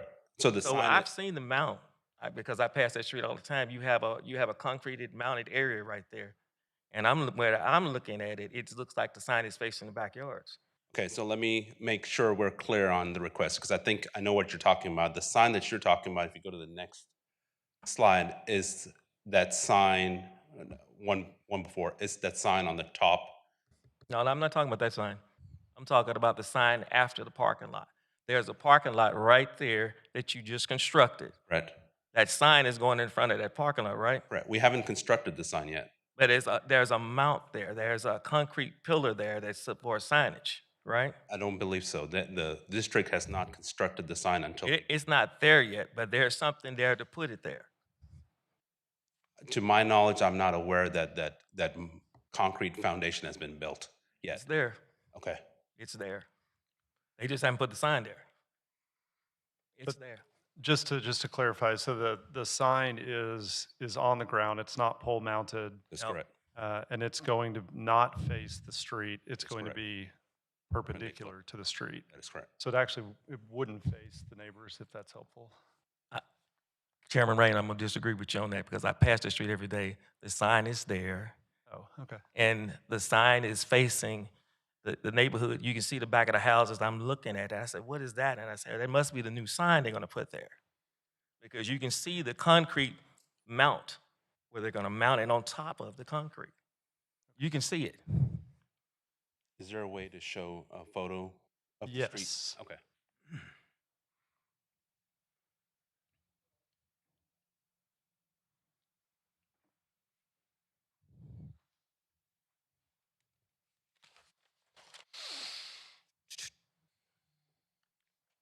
Y'all didn't think we use projectors anymore, but we do. We're going to get one of those rolling ones. Remember the ones you had to clean off? School. Yeah, Oh, we needed those little markers that we used to use on them. roller one. You can't see it because you got glare on it. You got that privacy screen. See, that's the fence. That's not the front of the school, though. That's the parking lot. That's the parking lot. But right, if you go by that little guard shack on the other side of that, so you just got the side of the parking lot. To the island is where it's being mounted. The island is where it's being, so what you're seeing right here is on South Hewlin. And so the sign is going to be right in this island area. So you're saying that that sign is not going to be on Hewlin? No, we can't put the sign on Hewlin. The sign is on school property. Well, I'm talking about, well, I know it's on school property, but I'm saying, you're saying the sign is not going to be facing South Hewlin? What you're saying? That's correct. It's going to be perpendicular to Hewlin. So as drivers are going by, they will see the sign. I'm sorry if I'm not. If it were parallel to the street, drivers couldn't see it. couldn't Only see the it. neighborhood could see it if they were on a ladder looking over their fence with binoculars. It sounds, Commissioner Robinson, like the sign that you're referring to is not this sign that they're doing. No, I know what I'm talking about because I passed by the street. Oh, no, I know you know what you're talking about. I'm I just know saying. what I'm talking about. Yeah. So, the This, sign that I'm talking about, there is something mounted that I wish I'd have took a photo of it because I didn't know this was going to be contentious. But this is not what I'm saying. There's another mount right there. This is the side of the parking lot because you can't even see the front of the school. So why would you see perpendicular? So you can only see the sign going south or north on Hewlin. You wouldn't see it going. So this is not very. Now that's the front of the school. Yes, that's the Bring, front of bring the it, school. bring the camera, bring the phone down a little bit. That, right there.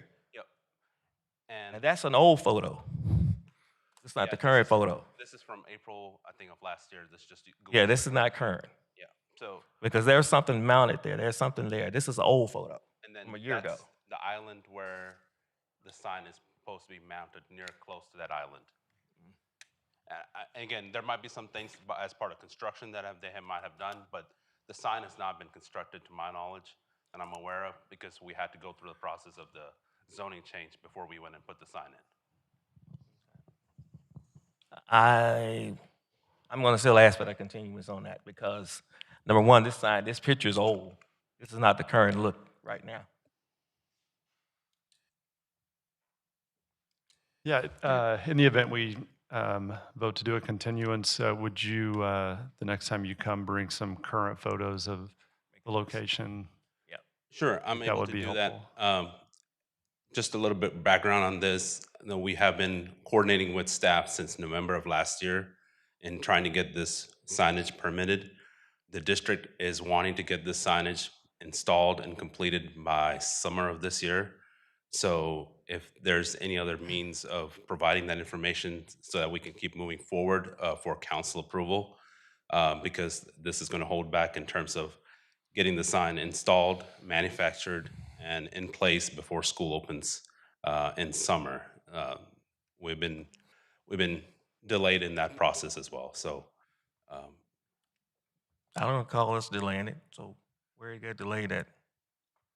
I think he's saying getting our approval would delay it 30 days if we did a continuance.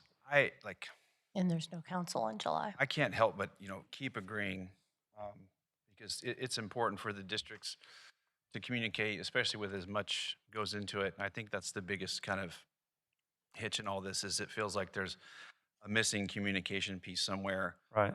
Yep. However, I feel confident in this moving forward because if there is something messed up, I know that Dr. Hall is going to stick right in there and go like, no, we can't do this. Especially if it's oriented incorrectly, but based on the information we have, like it feels good enough to me to move it on down the road because I know that we have somebody in that seat at council who is as invested as anybody in making sure that this is correct. And there's 5 weeks, that's enough time for all that to kind of occur. Here's my feedback to you, sir, going forward. Sure. If you're going to be buddied up to a neighborhood like this, because I know, get the neighborhood's input and let them know and get with the school districts. Hey, make sure you tell the neighborhood what's going on with the signage because I can tell you, you had that zoning sign there and they probably thought this was just nothing more than part of the construction of the campus. Understood. Yes, I acknowledge that and I will make sure. Yeah, Dr. Hall probably will say something about that to them going forward. I'm gonna ask for a continuance of the motion on pass. Somebody else can put another motion out there. The only thing that I will add with regards to, I know that there'd been mentioned about Dr. Hall, given her, I believe, position with Crowley ISD, I believe she sits on the board. Is No, that she correct? doesn't. She resigned that seat, sir. Okay, because normally she would recuse herself in the event that there was any conflict. I know that she's done in the past, so I just wanted to make sure that everyone is aware that there is a potential, and I'm not sure if she would. Again, I'm not up to date, but I know in the past that she has recused herself from certain Crowley ISD related. I've never heard that one. That's new to me. That was back when she was on zoning.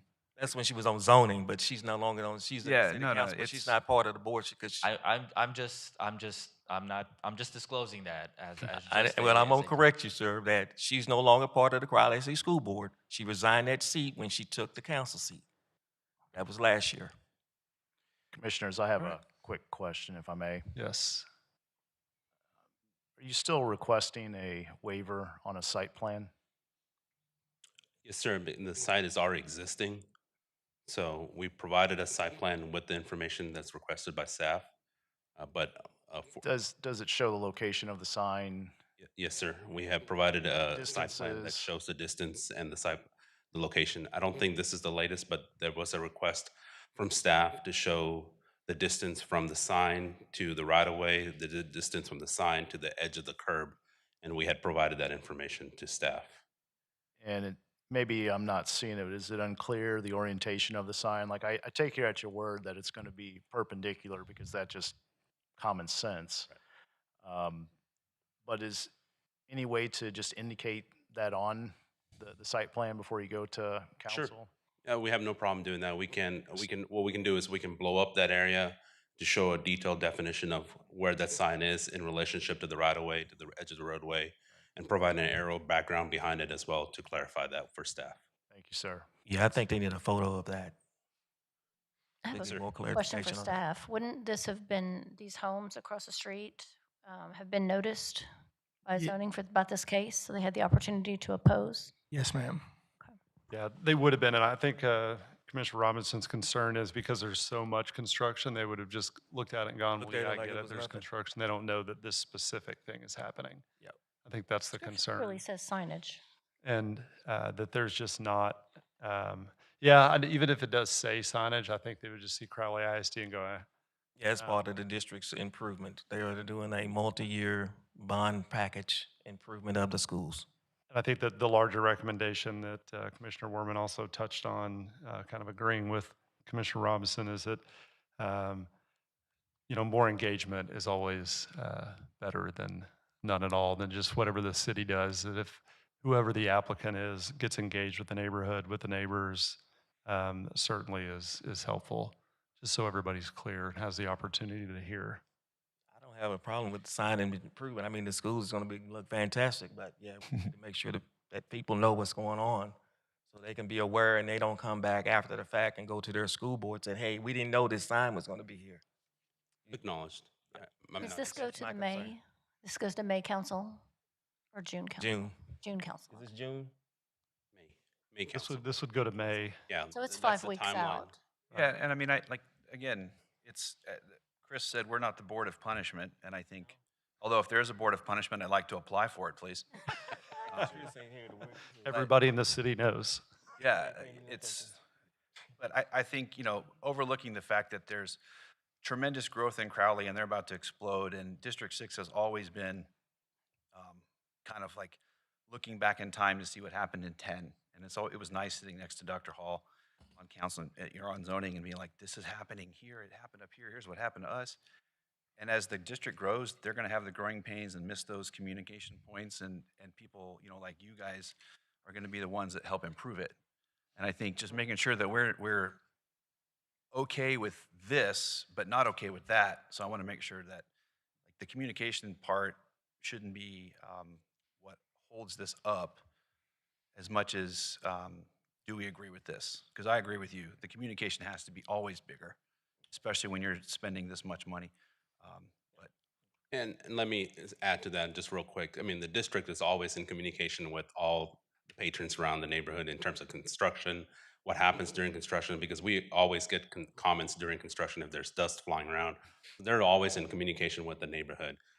And we'll make sure that district is aware when they go moving forward with signage, that to engage the neighborhood again and just make them aware of the request that is being presented to zoning commission as well as city council. I think they're doing something with signage, right? An ordinance for that. Yes, yeah, the city is working on a sign ordinance. Hopefully this is the last one we see. Yes, and that's where we were working with staff because we were waiting for that ordinance to get passed.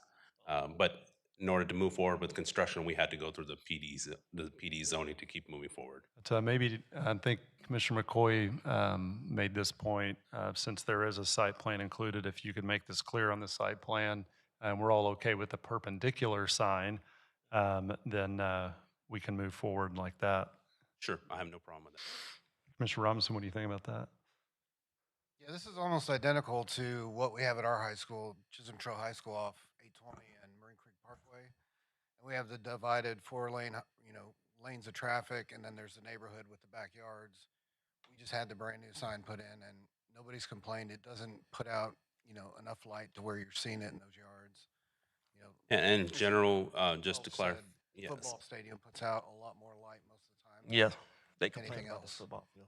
Sorry about that. In general, any school campus is going to be abutting pretty close to a residential neighborhood. So you have the sign situation then in pretty much every school campus as well. They just, the community just want to be involved and have knowledge of what's happening. They just don't want it just thrown at them. Hey, y'all decided and you didn't talk to us about it.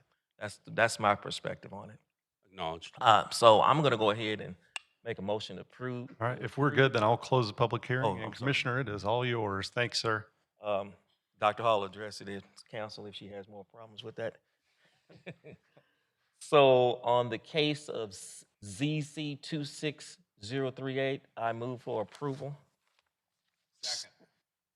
Thank you, sir. All right, we have a motion to approve by Commissioner Robinson and a second by Commissioner Rogers.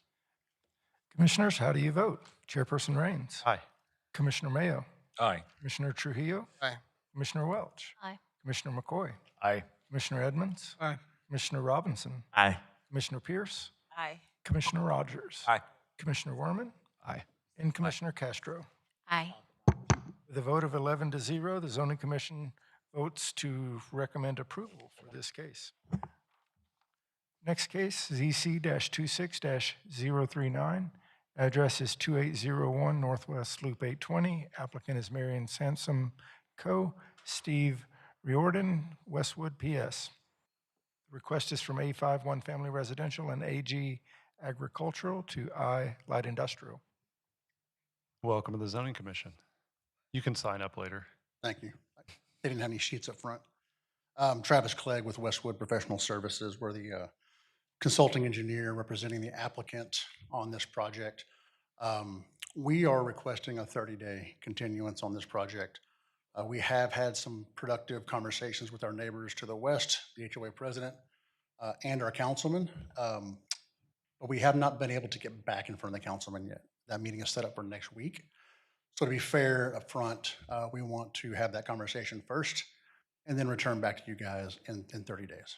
Okay. That's our request. Very good. Is Steve here? Does Steve want to speak as Steve is well? here, yeah. Okay, if there are questions. Okay, all right, thank you, Travis. We do have one person signed up to speak in opposition. So I'll let you speak, and then Travis, if you'd like to come back up, you're welcome to. Welcome. Everyone, my name is John Agustin. I live in the area, I live on 31st Street, Northwest 31st Street. I'm here to tell you something for free that y'all paid consultants to tell you. I don't think this is the right use for this area. They told y'all this is a mixed use area, and I think this has better potential for our neighborhood and our area than a warehouse. I have lived in this area most of my life. I walk on Marine Creek Lake, which is just across the highway on 820 almost every evening. And I think it would be a big waste to have a warehouse, something that looks like Amazon, across from this. There's neighborhoods along the lake.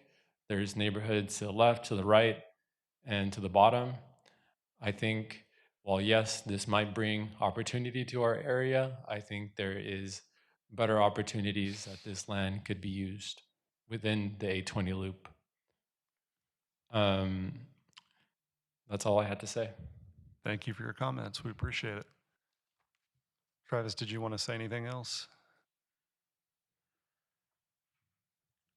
Not really. I just want to make sure we have some communication, and I'll reach out to the gentleman.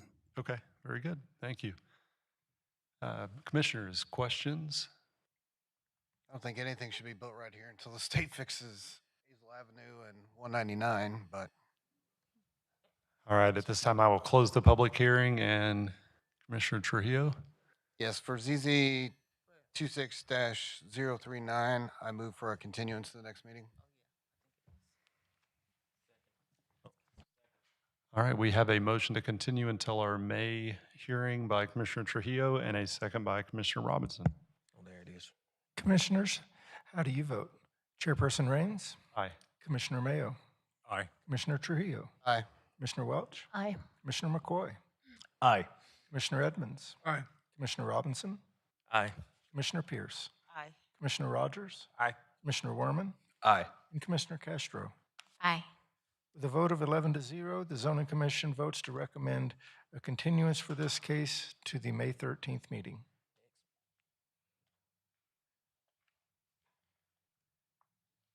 Next case, ZC-26-040. The address is 5773 West Risinger Road. The applicant is SDS3 LLC, Kate Rett and Lucas Hartzell. The request is to amend PD 1236 to include attached signage, site plan included. Welcome to the Zoning Commission.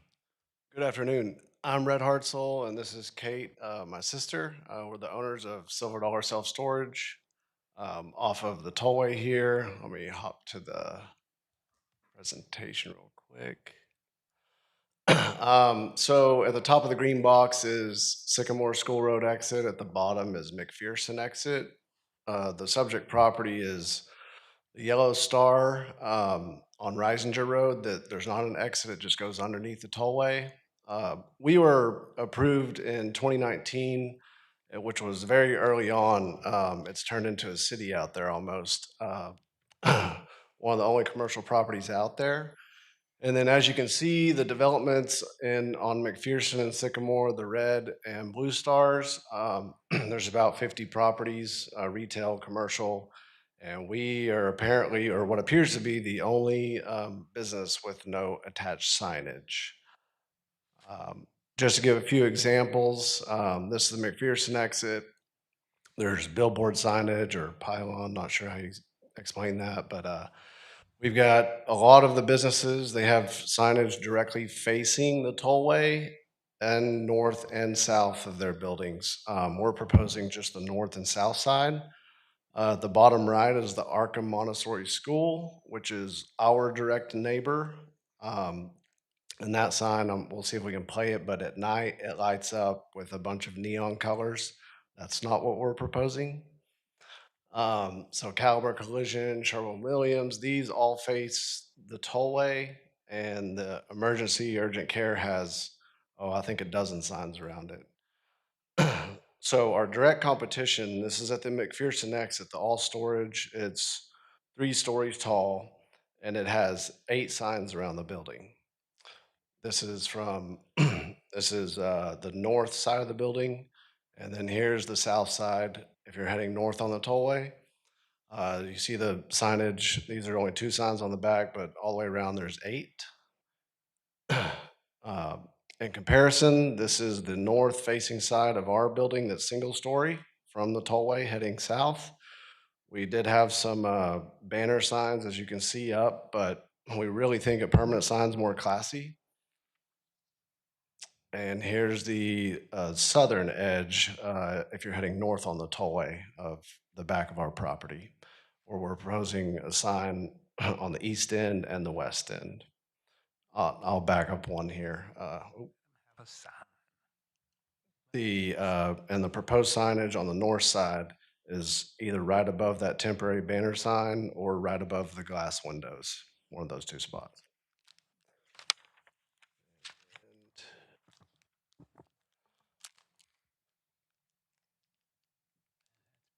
just a quick video of that. This is not what we intend to do.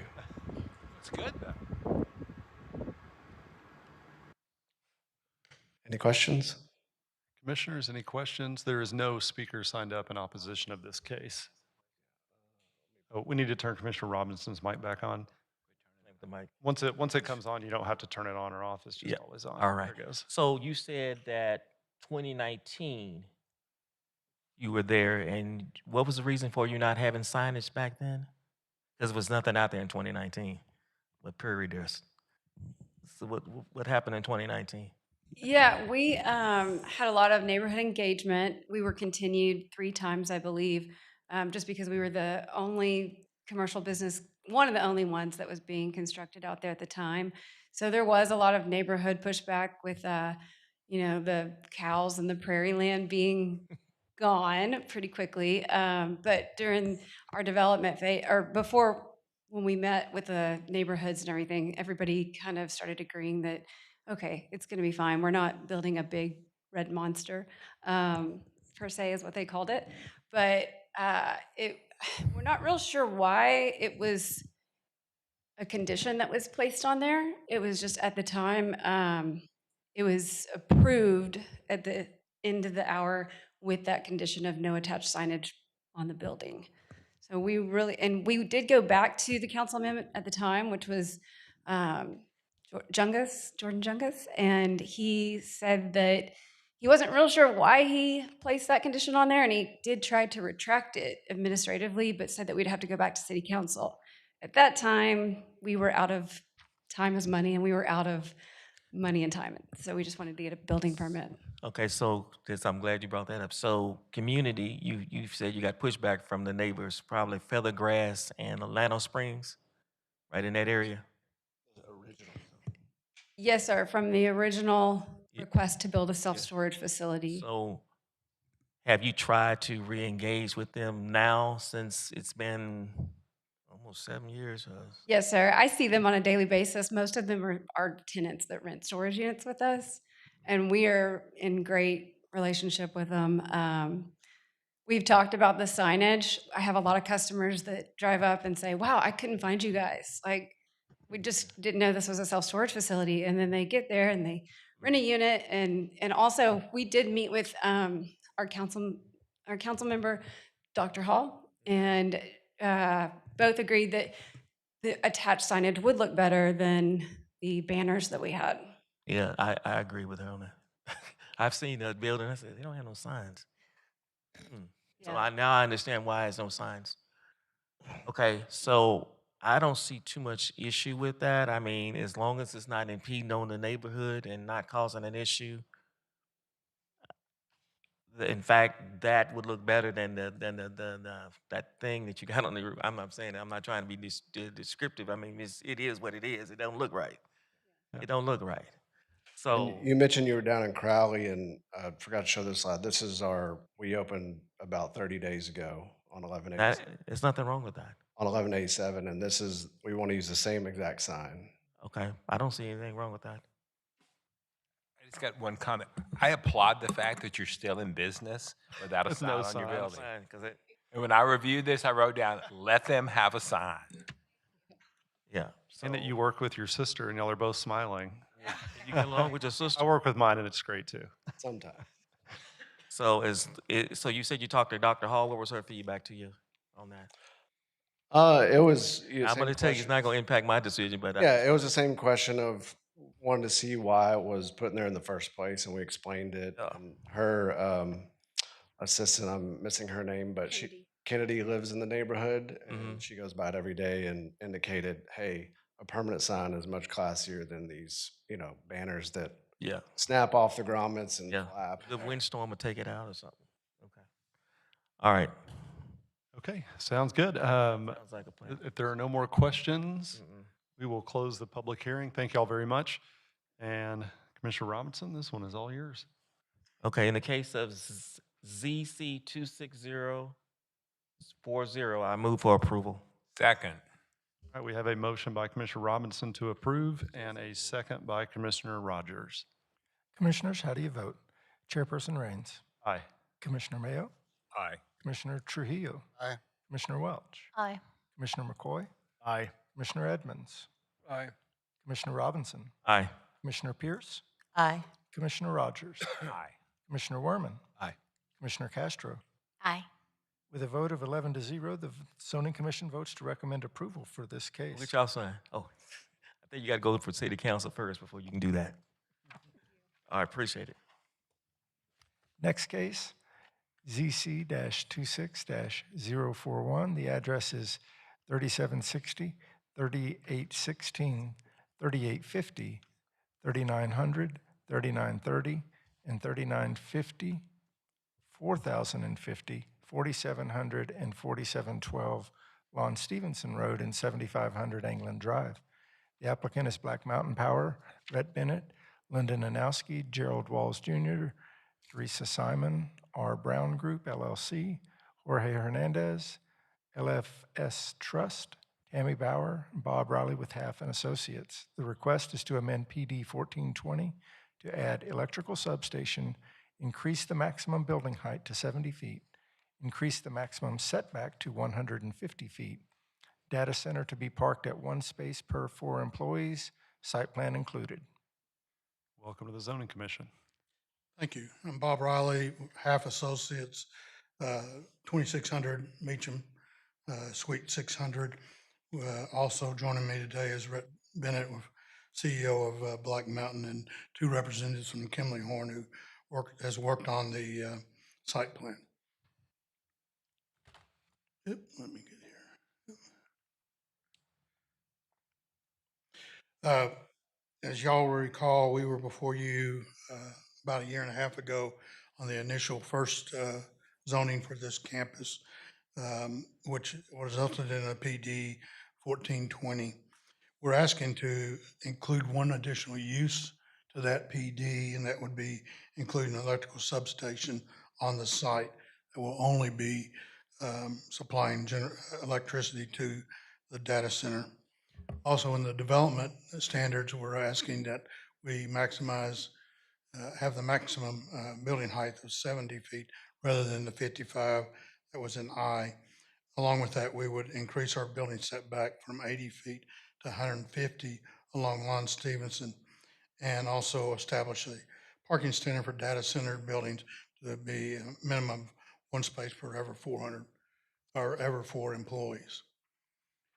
Here's the subject property. Actually, the AG over on the right is part of PD 1435. We have had community outreach. We submitted the application on March the 2nd, informed the council member the next day. We sent out over 300 invites to a community meeting, which we had about 77 that showed up on March the 11th. Here we are today. There is no registered neighborhood association, so we've done that on our own as we have in other cases. The site plan is part of this since the original site PD required a site plan. And this is the site plan that has been prepared. It contains 4 buildings that total a little over 1.1 million square feet and a substation.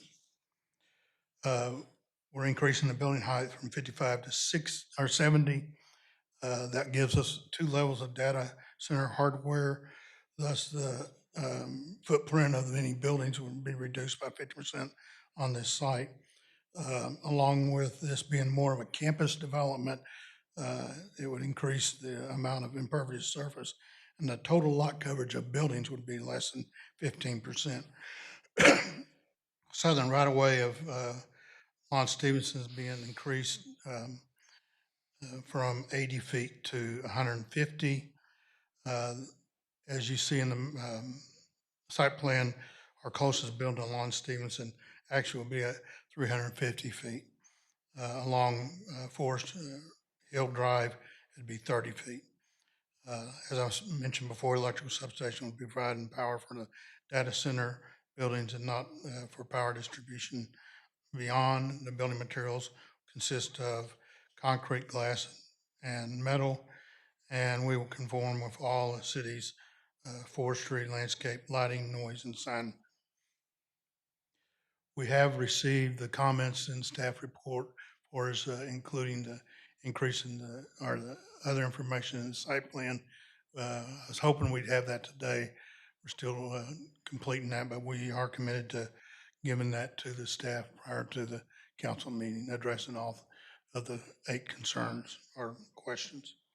Rhett Bennett with Black Mountain has done a illustration, would like to put on the overhead that shows the comparison of 70 and a 55 building height on the properties at front on Lon Stevenson.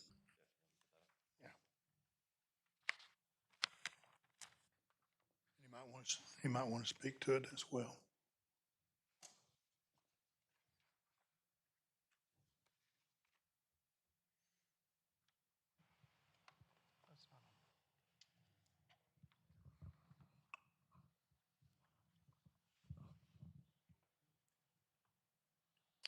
And Rhett, I'm not trying to rush you, but I'm going to a little bit. You're almost out of time, so if you'll just keep it brief. No.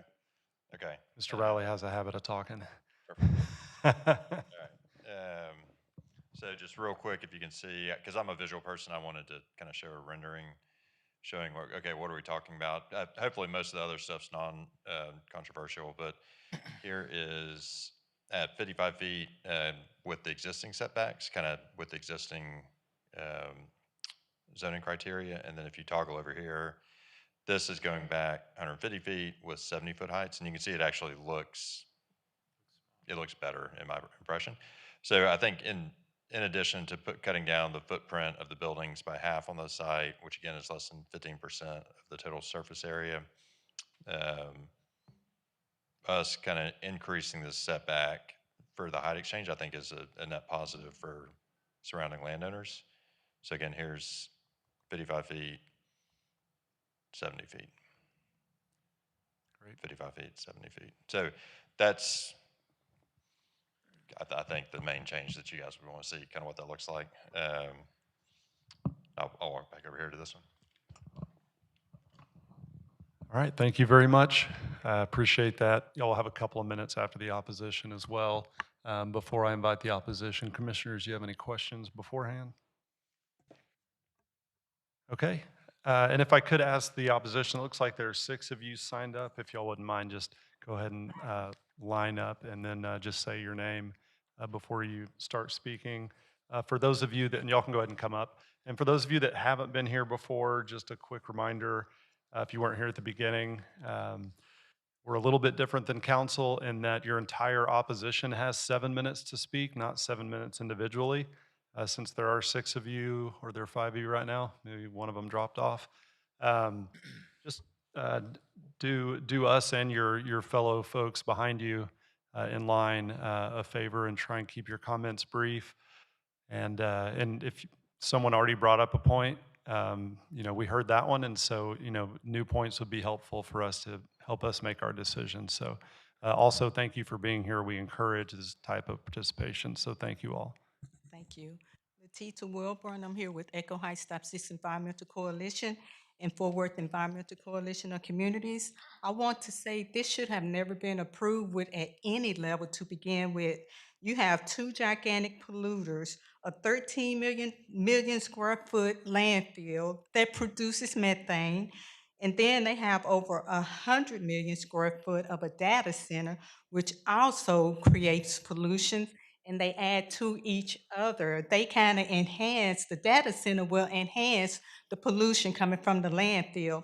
Also, the reason this should have never been voted for, the city of Fort Worth has no policy, no procedures, no rules for data centers, and that has been verified. So how do y'all plan on enforcing anything that they do or believe in anything that they say? They get up here and tell y'all one thing, but the thing they said at the meeting was something totally different. This is in a community, and this is in an area that is already highly polluted, low life expectancy, some of the highest death rates in Texas, and the highest cancer rates in the United States. And I'm gonna go and give them the rest of the time. Thank you for your comments. Welcome. My name is Jackson Weston. I work at Weston Gardens, and I grew up next to the site of the proposed data center. This zoning request should be denied. When Black Mountain had a community meeting on March 11th in Forest Hill, Mr. Bennett stated that he would include his operating partner for the data center at a meeting in a couple of weeks to answer the community's questions about the environmental impact of this data center on our neighborhood and historic gardens. This has not happened yet. We should hear from who's actually operating the facility on the impact to our area before this goes a step further. I oppose this totally. We should preserve our trees, clean air, the grid, the water supply, and the peaceful atmosphere out here. Black Mountain should consider a data center on the outskirts of Fort Worth where there's open land and not next to a neighborhood, businesses, wedding venue, and schools in the city. And ZC 26027 that we talked about earlier in here, there was a comment about industrial encroachment, and I would just like to say this is a similar situation in my eyes. Thank you for your time. Thank you.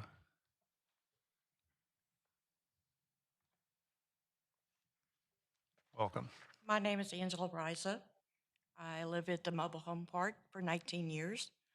My question is what is the future of the mobile home park? On their site plan is zoned mobile home. Future land use for data center, electrical substation. We need to know what is going on. What is the future for us? I want y'all to deny this project. Y'all are losing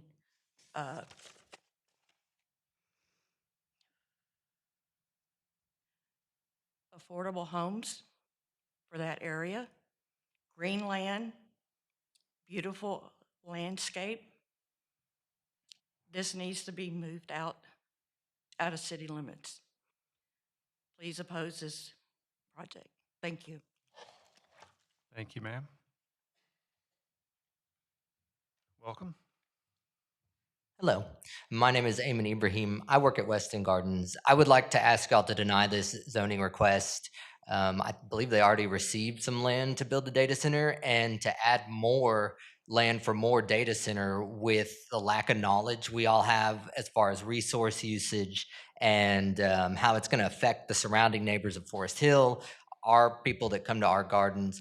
I don't think they need that yet. I think we need to know more information about what these facilities cost. So I would ask y'all to vote no to that. Thank you. Thank you. Hey, I'm Jaime. Yeah, just echoing that there's no real way to regulate or truly deal with these data centers, which are huge. Energy sucks and water sucks and huge eyesores and things that clearly no one here that's spoken wants. And also that recently there was a vote that has been pushed a few times now to January about rezoning more land for these greedy people that want to destroy and corrupt and pollute even more land. And if that's being already rescheduled or pushed back to June, I don't know why we would move forward on more zoning votes for this if that's already being pushed back pending further research and study by council.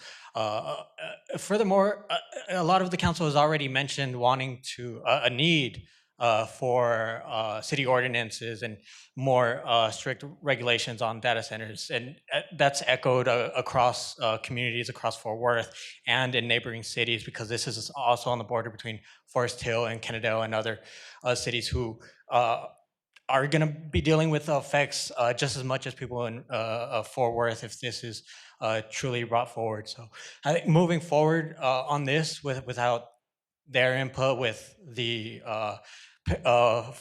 previous zoning cases being already pushed back, makes no sense. And yeah, I mean, as you can see, no one here wants to live next to this. Would y'all want to live next to this? I'm sure not, right? These things are also, being pushed back and fought against across Texas. A report came out that about half of data centers are proposed for this year are not moving forward, and that's rightfully so because yeah, everyone's waking up to the fact that these things are going to just drain all the resources, are going to cause so much problems for communities directly nearby and also communities across the area. So please, don't vote in favor of this. Vote to oppose this. Work with city to truly pass some common sense, strong sustainability standards to ensure that these aren't popping up right next to community gardens, that these aren't popping up in neighborhoods that already deal with severe, serious issues with industry that data centers like these will only exacerbate. So that should be the priority, not moving forward with this vote, not allowing them to make their buildings even taller or to allow substations, which are gonna cause even more issues. This should not be what is thought of. This should not be what is decided on. What should be talked about, what we should be focusing on, is how to ensure that these things are sustainable and how to ensure that these things are not popping up in these communities, that these things are not sucking up all of our resources and damaging nearby communities. I mean, truly, if you can see, I don't know if there's going to be another item that has this many people who are united and passionate about their opposition. And I think that should truly tell you where the political winds are in this and what the community is feeling on this issue. And at the end of the day, this is an issue that's uniting people all across the Metroplex. And this data center is a hyperscaler, so not just any regular data center. This is a huge behemoth of a data center that's going to cause so many severe issues for people across Fort Worth and surrounding cities. So truly heed the advice of everyone here that is telling you to absolutely oppose this. And really, if you're not aware about how problematic these things are, do a quick Google search. I mean, as you can see, that these things are being fought across the country, and you even see communities in Texas, like in San Marcos and other places, where the city government is truly working with community to find resolutions to the huge issues that these are causing, and cities there are actually moving forward with ways to protect their communities and not allow these things to move forward, and truly pushing against projects that are just as bad. And this one is terrible. I mean, Your have you looked final at the thoughts, scale of Jaime? it? We're up against it. Yeah, please vote against this. Thank you. All right, 2 minutes.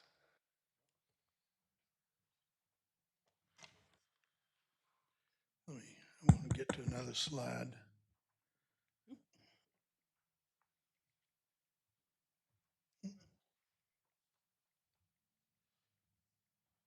Okay. And while you're looking for that, Mr. Riley, I've also got a Jeff Landon here to speak in favor. Did Jeff want to speak too, or no? He's with the Kimley Horn, who has prepared our site plan. Real quickly in rebuttal, we are here today to fulfill a requirement that the Zoning Commission and City Council placed upon us to come back with a site plan. And that's the area which is light blue. That was approved for land use back in January of 2025, and subsequently another parcel was added to that in September of 2025. We did mention at the community meeting that we would try to have another community meeting.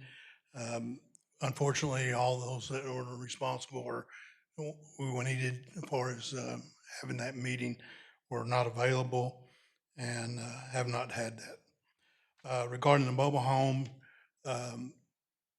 we have not acquired any mobile homes parks, nor are we planning on acquiring any. I believe the lady that stated is across the street from us.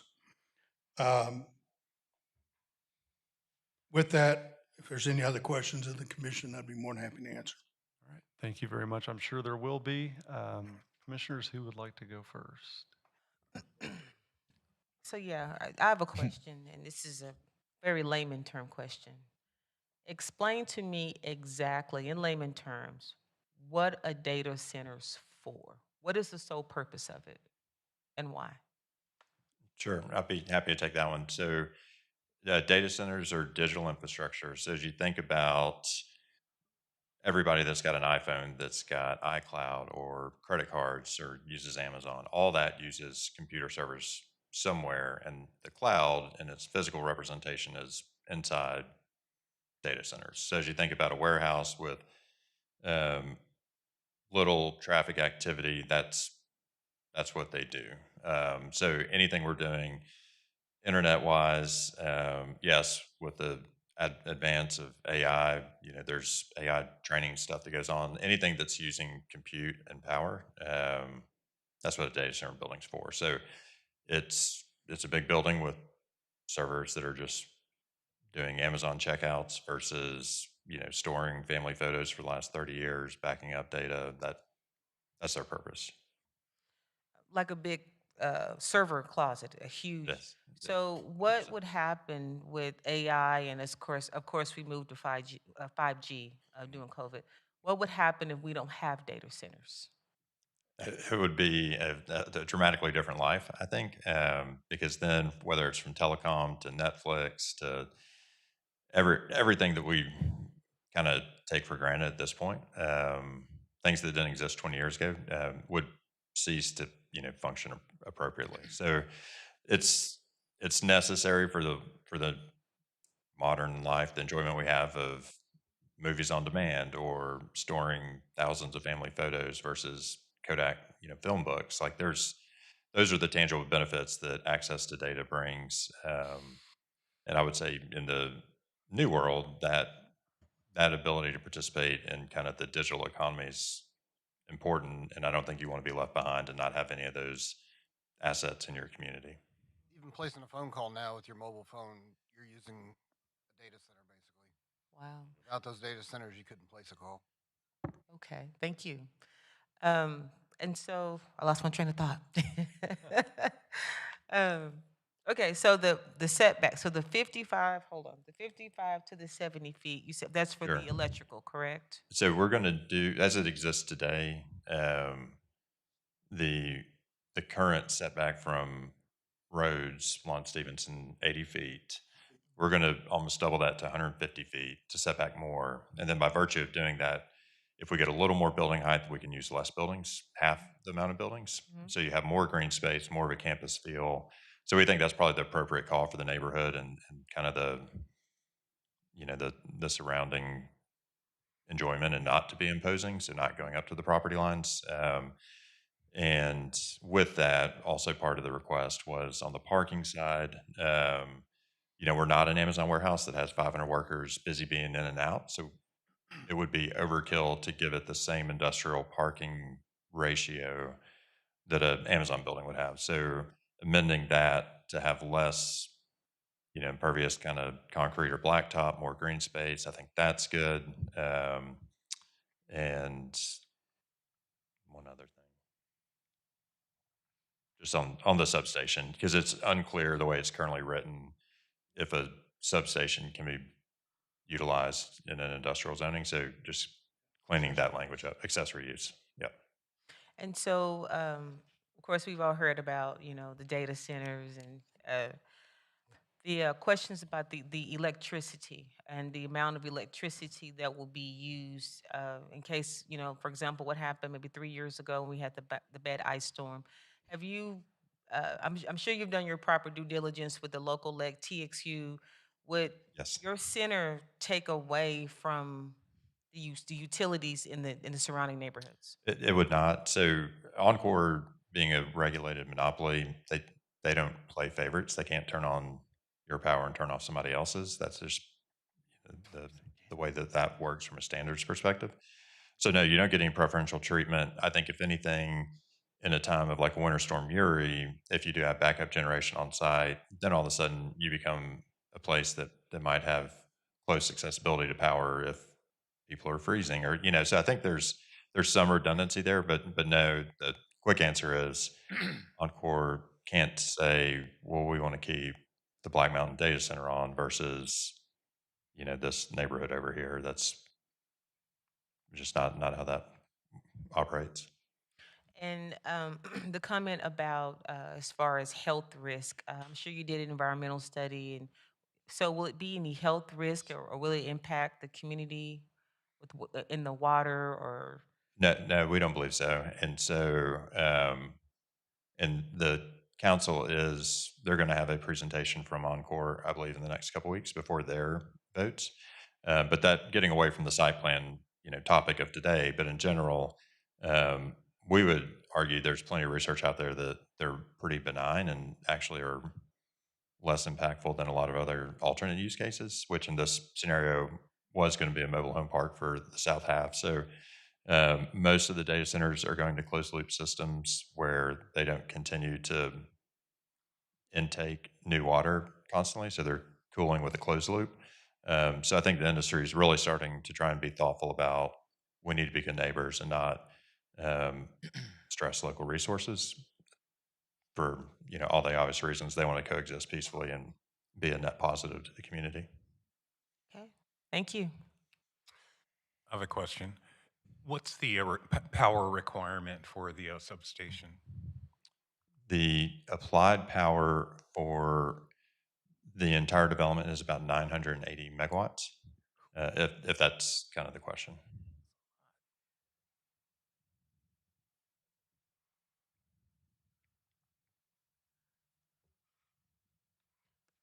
And then is your system is that a closed loop water system also, air cooled, recirculating? Yes, and so that is, so our operating partners that we're bringing in on the deal, they and others, it's all been gravitating towards closed loop. I think that's the newer design everybody's doing. So I don't want to front run them and put out specifically what they're going to use. That's above my pay grade, but it's my understanding almost everybody's using closed loop now. Like that's just been the efficiency progression.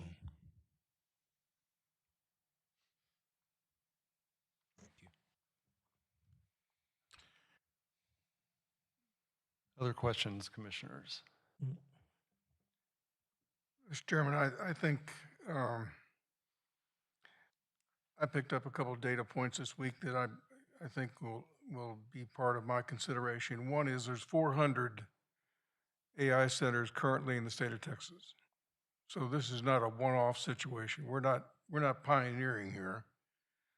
They estimate that we will have 20 times that number, or 8,000 AI centers in the state of Texas when the system is completely built out.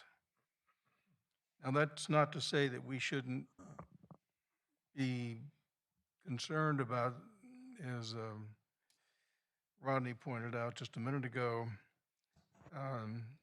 water, electricity, noise, and pollution. But City Council has all those things on their table right now, and they're going to get some authoritative and quantitative information before they pass on some previous decisions we've made. We've made recommendations to approve these AI centers, and I think we need to be consistent here.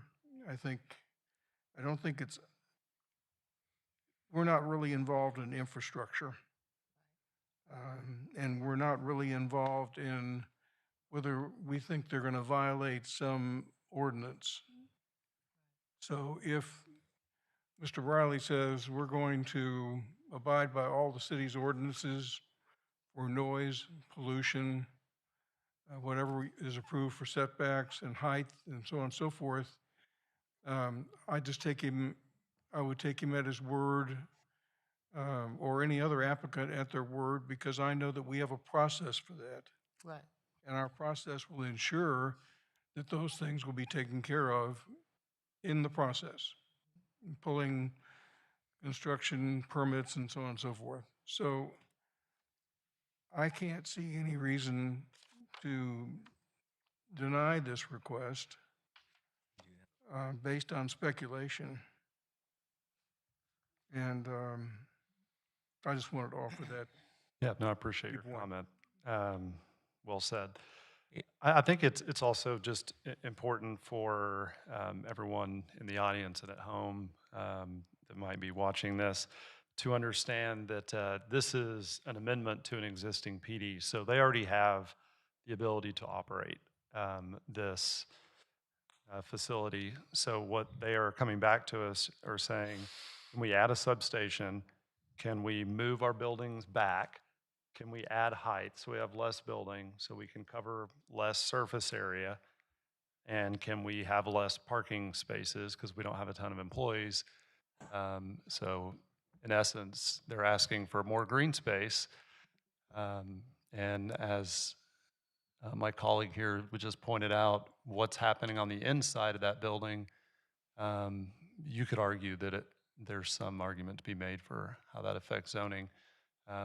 But I think the things that folks are rightly worried about, pollution and side effects to data centers, stuff that's way above my knowledge, really isn't our purview, and we kind of do have to rely on the EPA and TXEQ and all the other experts and OSHA to say, no, this is safe for the public. Is this use appropriate for the area? And then we have to rely on the experts, the other agencies, local and state and federal, to have our back with the rest of it and keep our residents safe. So as it reads today, and I'm sorry, I don't have a question. I'm just talking now. I don't see any reason not to approve the amendment, this request. Yeah, I'm sorry. The only concern I have is that what we're missing out on is the people that have to live with that, and we don't live in that area. So we don't know what they're going to endure with that. And I would suggest to you, Mr. Red, and you, sir, to have another conversation with the community again, along with your city councilman. All three of you, in fact, need to have that conversation. Because what I see here, they've come here before because I've seen these same faces. And they're not getting satisfactory comfort in this data center. Let's call it out. That's what it is. They're not seeing comfort in it. So I'm gonna have a hard time saying about that. Number one, my concern is this grid in Texas is unstable. And then you're gonna suck that many kilowatts out on top of everything else that's being built here. That's a concern. Megawatts. Yeah, megawatts, that's a concern to me. Did you endure that blackout? I did. I froze. I got me a generator next time. But I can't endure that again. And I don't think a lot of people want to endure that. We have to think of these constituents, what the bottom line is going to impact, how that's going to impact them at the end of the day. Thank you, Commissioner. Chairman, just to address my colleague's comment for a second, I'm very persuaded by your concern, Commissioner Robinson, and I don't want to discount it in any way, but I will say that if anybody's concerned about having enough water and having enough electricity, it's going to be the operator. Because if they don't have water and they don't have electricity, they're out of business. So they're going to have to solve that problem. And I think the way they're going to solve the problem, or at least the opportunity they want to solve the problem, is their footprint on this 178 acres is just a fraction of their acreage. And so it gives them the opportunity, if they must, to bring in generators and be self-sufficient instead of being out of business. And so I'm not too concerned about what they do or don't do, because I know they're going to do whatever it takes to survive. And if it means wind power or thermal power or whatever it takes to survive, they're going to do it because they're going to make a major investment here. So I understand what you're saying. I might add, and it's definitely the best question around this is just how is this going to influence, the grid. So for this particular case, it's probably worth highlighting real quick. We first filed with Encore May of 2024. So it's coming up on 2 years of studies. And so it goes without saying they're being really methodical as they approach these things to make sure it does not cause disruptions. So between both Encore's intimate knowledge of the local grid and getting approvals out of ERCOT and Austin, it's a multi-year process. It's definitely not stuff just flying through and we'll see what happens later. Like they are being professional and methodical about it. Any other questions for our applicants? I'm just curious if this site map indicates where the intended substation might be. The rectangle that's that does not have a building on it would be where we'd put the electrical infrastructure. Is that going to have a fence around it or a wall? What's? Certainly a fence. Yeah, a fence is what we've got on that one. So you wouldn't be able to see it from the road? No, we've got, if my laptop were still open, as we've done the campus design, there's an exterior fence and then 6 to 8 foot high kind of line of bushes along with it. So we're trying to be pretty discreet in general when you're at street view. Okay. Any other questions, commissioners? No, thank you.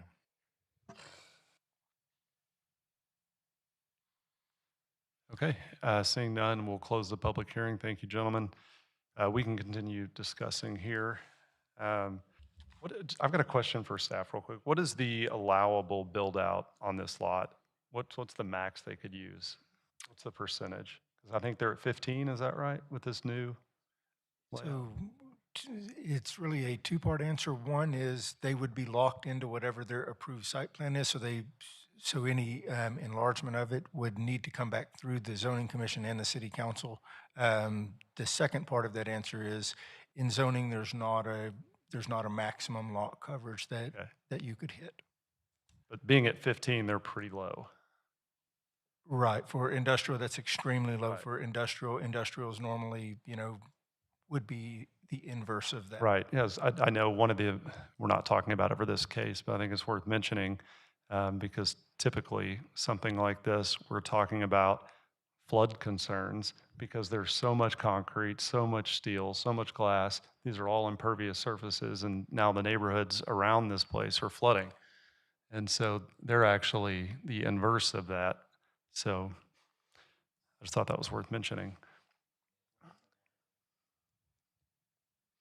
And the staff recommendation was to require a site plan, is that correct? Right. So the piece of this that they're doing now. Approval with again, site plan. They had a site plan requirement on their previous case, so they would need a site plan. And as they brought this back, they're also amending the language of the PD there, again, to the height and the setback and the parking. Would the site plan, like if we were to make a motion here, wouldn't it need to include the site plan 8 concerns? I'm sorry, say that one more time. If a motion were to be made, wouldn't the site plan need to include the 8 concerns that were listed? One of them being Yes, ma'am. generator location, wall height, et cetera. Yes, ma'am. Commissioner Pierce? All right. Thank you all for your wonderful comments, my fellow commissioners, Commissioner Edmonds, Commissioner Robertson. I was sitting here thinking about the word that came to my mind is progress. I recently watched a documentary about progress in America, how people were afraid to leave the typewriter for the computer. People were afraid to leave the horse and buggy for the car. People were afraid when they digitized time, because we used to tell time on a pendulum.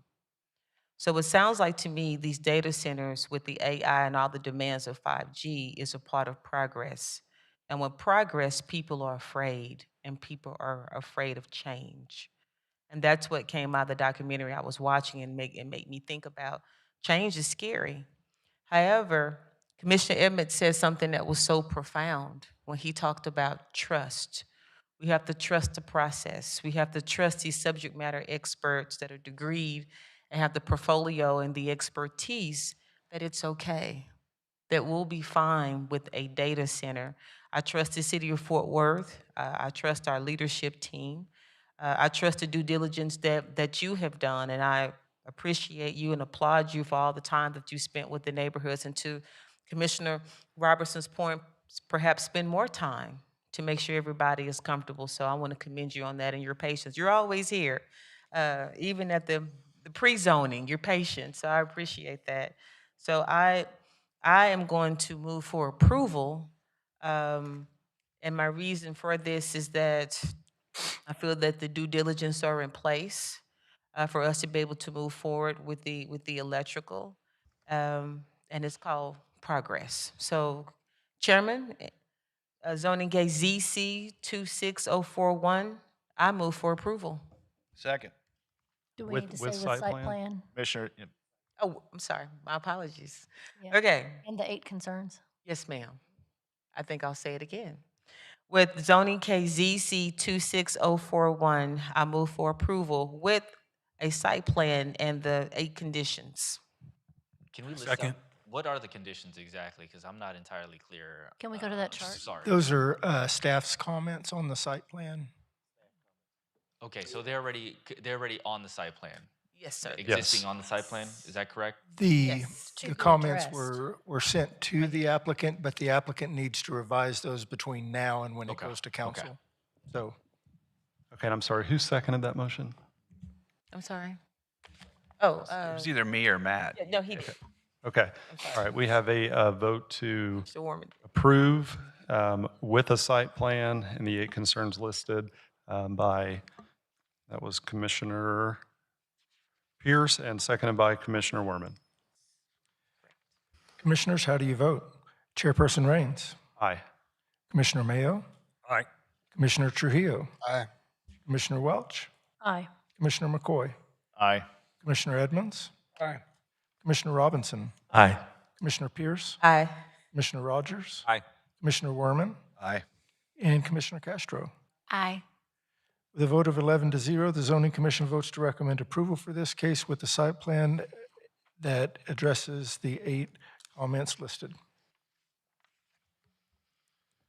Next case is ZC-26-042. The address is the northwest corner of Farmer Road, FM 1187 and I-20. The applicant is John Henry Dean and Shirley Lawson Foundation, Michael Trineri, Standridge Companies, and Westwood Professional Services.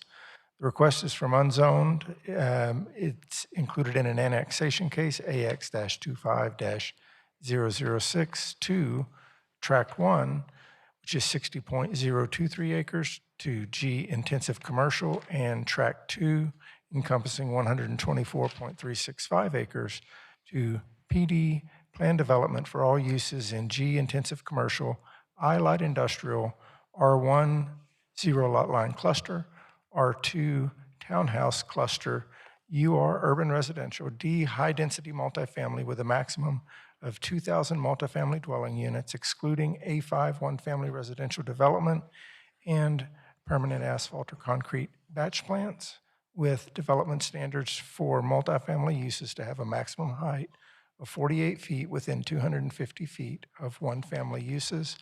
Light industrial fences, walls, screening fences, and railings allowed on or near the property line. Chain link fences not permitted in Tract 2. Data center use parking to be 1 space per 4 employees. MFD site plan waiver requested, site plan required. Welcome back. Good afternoon, Travis Clegg again with Westwood Professional Services here in Fort Worth, Texas. We're the consulting engineers for the applicant in this case. To start off, we're asking for a 30-day continuance.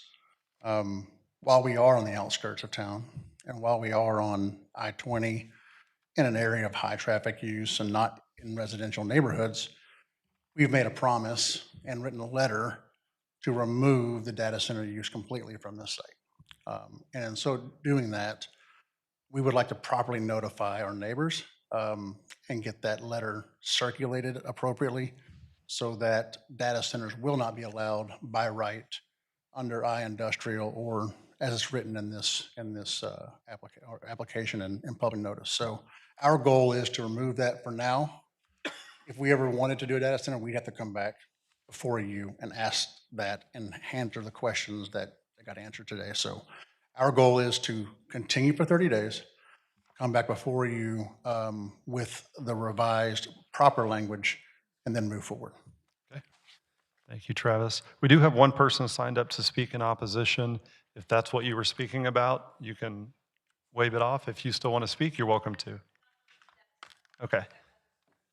Yes, come forward. Then we'll let you come back up, Travis. Welcome to the Zoning Commission. I've got 7 minutes. You've got 7 minutes. Floor is yours. My name is Dorothy Willingham. I live at 5400 White Settlement Road in Parker County, which is just off Farmers Road, about 2 miles north of where this site is. The gentleman just stated that this is not a residential area. Well, it's not yet, but there's all kinds of housing that's being slated to be built out there. I personally oppose the use that this is, I oppose this being zoned with the light industrial contingent that he has. The commercial and the residential is going to happen, but I don't feel that this area is suited for any industrial type purpose, because once it's zoned for light industrial, things like warehouses and those type things can move in. They're within a mile of this site. There are 2 elementary schools, churches, and numerous neighborhoods that are not only being built but are also being developed. So I don't think the light industrial part should be included in this zoning. I'm not sure the exact word, I'm sorry. But the commercial and the residential is going to happen whether I want it to or not, but I am opposed very strongly to the industrial use of the area. I think that's it. Thank you. Great. Thank you so much. All right, Travis. Again, we're going to request the 30-day continuance, but I will make a point to talk to the speaker and get her concerns and make sure we address them. Okay, thank you. Appreciate it. Commissioners, any questions for the applicant? All right. We will close the public hearing, and Commissioner Welch, this one is yours. For the case of ZC 26-042, I move for a continuance of 30 days or till the next meeting. Second. Who was that? It's throwing again. McCoy? All right, we have a motion to continue this case until our May meeting by Commissioner Welch and a second by Commissioner McCoy. Commissioners, how do you vote? Chairperson Raines. Aye. Commissioner Mayo. Aye. Commissioner Trujillo. Aye. Commissioner Welch. Aye. Commissioner McCoy. Aye. Commissioner Edmonds. Aye. Commissioner Robinson. Aye. Commissioner Pierce. Aye. Commissioner Rogers. Aye. Commissioner Werman. Aye. And Commissioner Castro. Aye. With a vote of 11-0, the Zoning Commission votes to recommend a continuance until the May 13th meeting. All right, at this time, we are adjourned, and thank you all for being here. 4 o'clock on the dot. Good job, everyone, and I appreciate all your comments, your questions, your willingness to serve the public. So thank you all very much. Appreciate y'all. Oh, yeah, really.